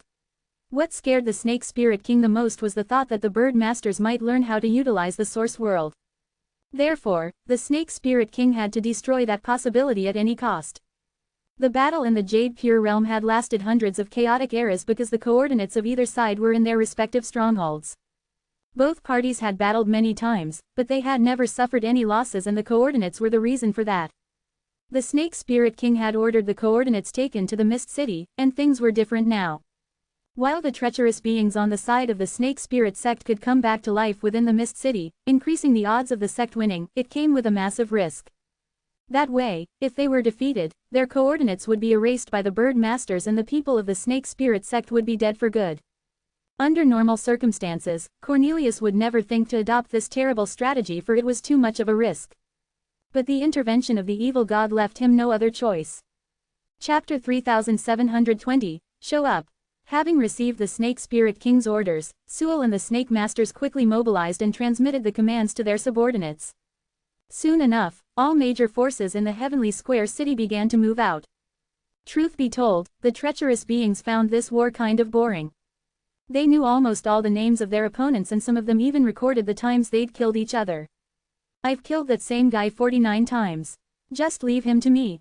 I'll make my count reach 50. I hope the Bird Masters won't target me again. I want to fight against my opponent alone." These were the kinds of conversations that could be heard among the treacherous beings. Endless resurrection had rendered death insignificant and they felt no fear in the face of impending doom. This time, however, the Snake Masters informed them that their coordinates were to move out of Heavenly Square City and into Mist City. The Mist City was currently occupied by the Bird Masters. It seemed that the Snake Masters chose to put up a desperate fight to gain control. This caused the treacherous beings to doubt the operation, and a few radical warriors even refused outright to go. However, their coordinates were in the hands of the Snake Masters, so any sort of resistance was futile. News soon spread across the 3 human houses, and the human spirits could only look at each other in understanding. They already knew something was up with the Snake Spirit sect. The suspicion towards the sect was deeply set in their hearts the moment they awoke. The prospect of leaving crossed their minds, but they knew it would be meaningless if they couldn't take their coordinates with them. Now that the Snake Spirit King gave this order, they realized that this was potentially a once-in-a-lifetime opportunity. Alphonse, the leader of the Joy House, was the most eager for this chance. He had long been aware of the Snake Spirit sect's hypocrisy and itched to take back what was his. This time, the 3 houses of the human spirit sect are under Gianni's command. A Snake Master announced, "Listen to him. If you don't, I'll erase your coordinates and kill you." Johnny was someone who had always been loyal to the Snake Spirit sect, so they naturally trusted him to lead the operation. "Alphonse, Hamilton, I'd appreciate it if you lend me a hand if we ever run into trouble in Mist City," Johnny remarked with a smile. Their faces instantly darkened, and a lot of the other human spirits present shot Johnny a harsh glare. As a general of the 10 Directions house, Johnny was able to come into power by groveling to the Snake Masters and punishing his own clansmen. He was, essentially, a disgrace to the human spirits. Even those from the Broad House did not associate with Johnny, but did not dare to complain given the latter's status. Not long after, they began their journey towards Mist City. Meanwhile, inside the mysterious Yellow Tower, the Grand Supreme Elderly Lord's beard had gotten warped. "Dale, you have to go." "No," the young man in a cyan robe vehemently refused. "I don't want to die." They were within the protective bubbles at the bottom of the Jade Pure Realm. If they left, they would most likely be discovered, which equated to a swift death. There was no way the young man would be willing to die. "You are the one with the most special ability amongst all disciples. The possibilities of them discovering you are small," the Grand Supreme Elderly Lord assured him. However, Dale shook his head stubbornly. "We can wait for Jeffrey and have him deliver the messages," he said. The Grand Supreme Elderly Lord sighed and tried to rein in his annoyance. "There's no time for waiting. Zen and the others have already left the Source World, and the snakes and birds are set to fight anytime soon. We cannot let this opportunity pass." Based on their previous plan, Jeffrey was the one tasked to deliver the Grand Supreme Elderly Lord's messages. However, after he greatly enhanced the Lone Sword's power, Jeffrey climbed towards the top of the pillar and was never heard again. They got no news of him, whether he was in trouble or if he was all right. "One more day," Dale bargained. "No, half a day." "No, 2 hours. Get out." To Dale's horror, the Grand Supreme Elderly Lord began to forcibly expel him. The ground began to bubble and a huge force sucked Dale's body out. As soon as he was swallowed up by the ground, several vines quickly shot out towards him. These plants grew in the Jade Pure Realm and possessed extraordinary intelligence. They moved like snakes, placid and still at first, yet ready to strike when Dale came near. Completely wrapped by the plants, he had no choice but to stop moving. After a while, Dale's body soon turned a shade of emerald green and became one with the vines that crawled along the ground. This was his bloodline power, to turn into anything and everything in this world. Several green vines began to make their way forward. They crawled for over 100 miles until they arrived in front of a pure black desert, which was one of the places with a bad environment in the Jade Pure Realm. When they entered the vicinity, the sand began to shake and countless thumb-sized insects emerged. These insects attacked any living creature that entered the desert. However, before they could launch their attacks against the vines, the plants suddenly split into hundreds of pieces. From dark green, they transformed into pure black and morphed into the appearance of the black insects. Dale continued to change his form along the way and was able to leave the Jade Pure Realm successfully as a group of rats. It was quite a sight to see a dozen rats enter the Grand Pure Realm. Dale was heading north, towards the Night View Island's entrance.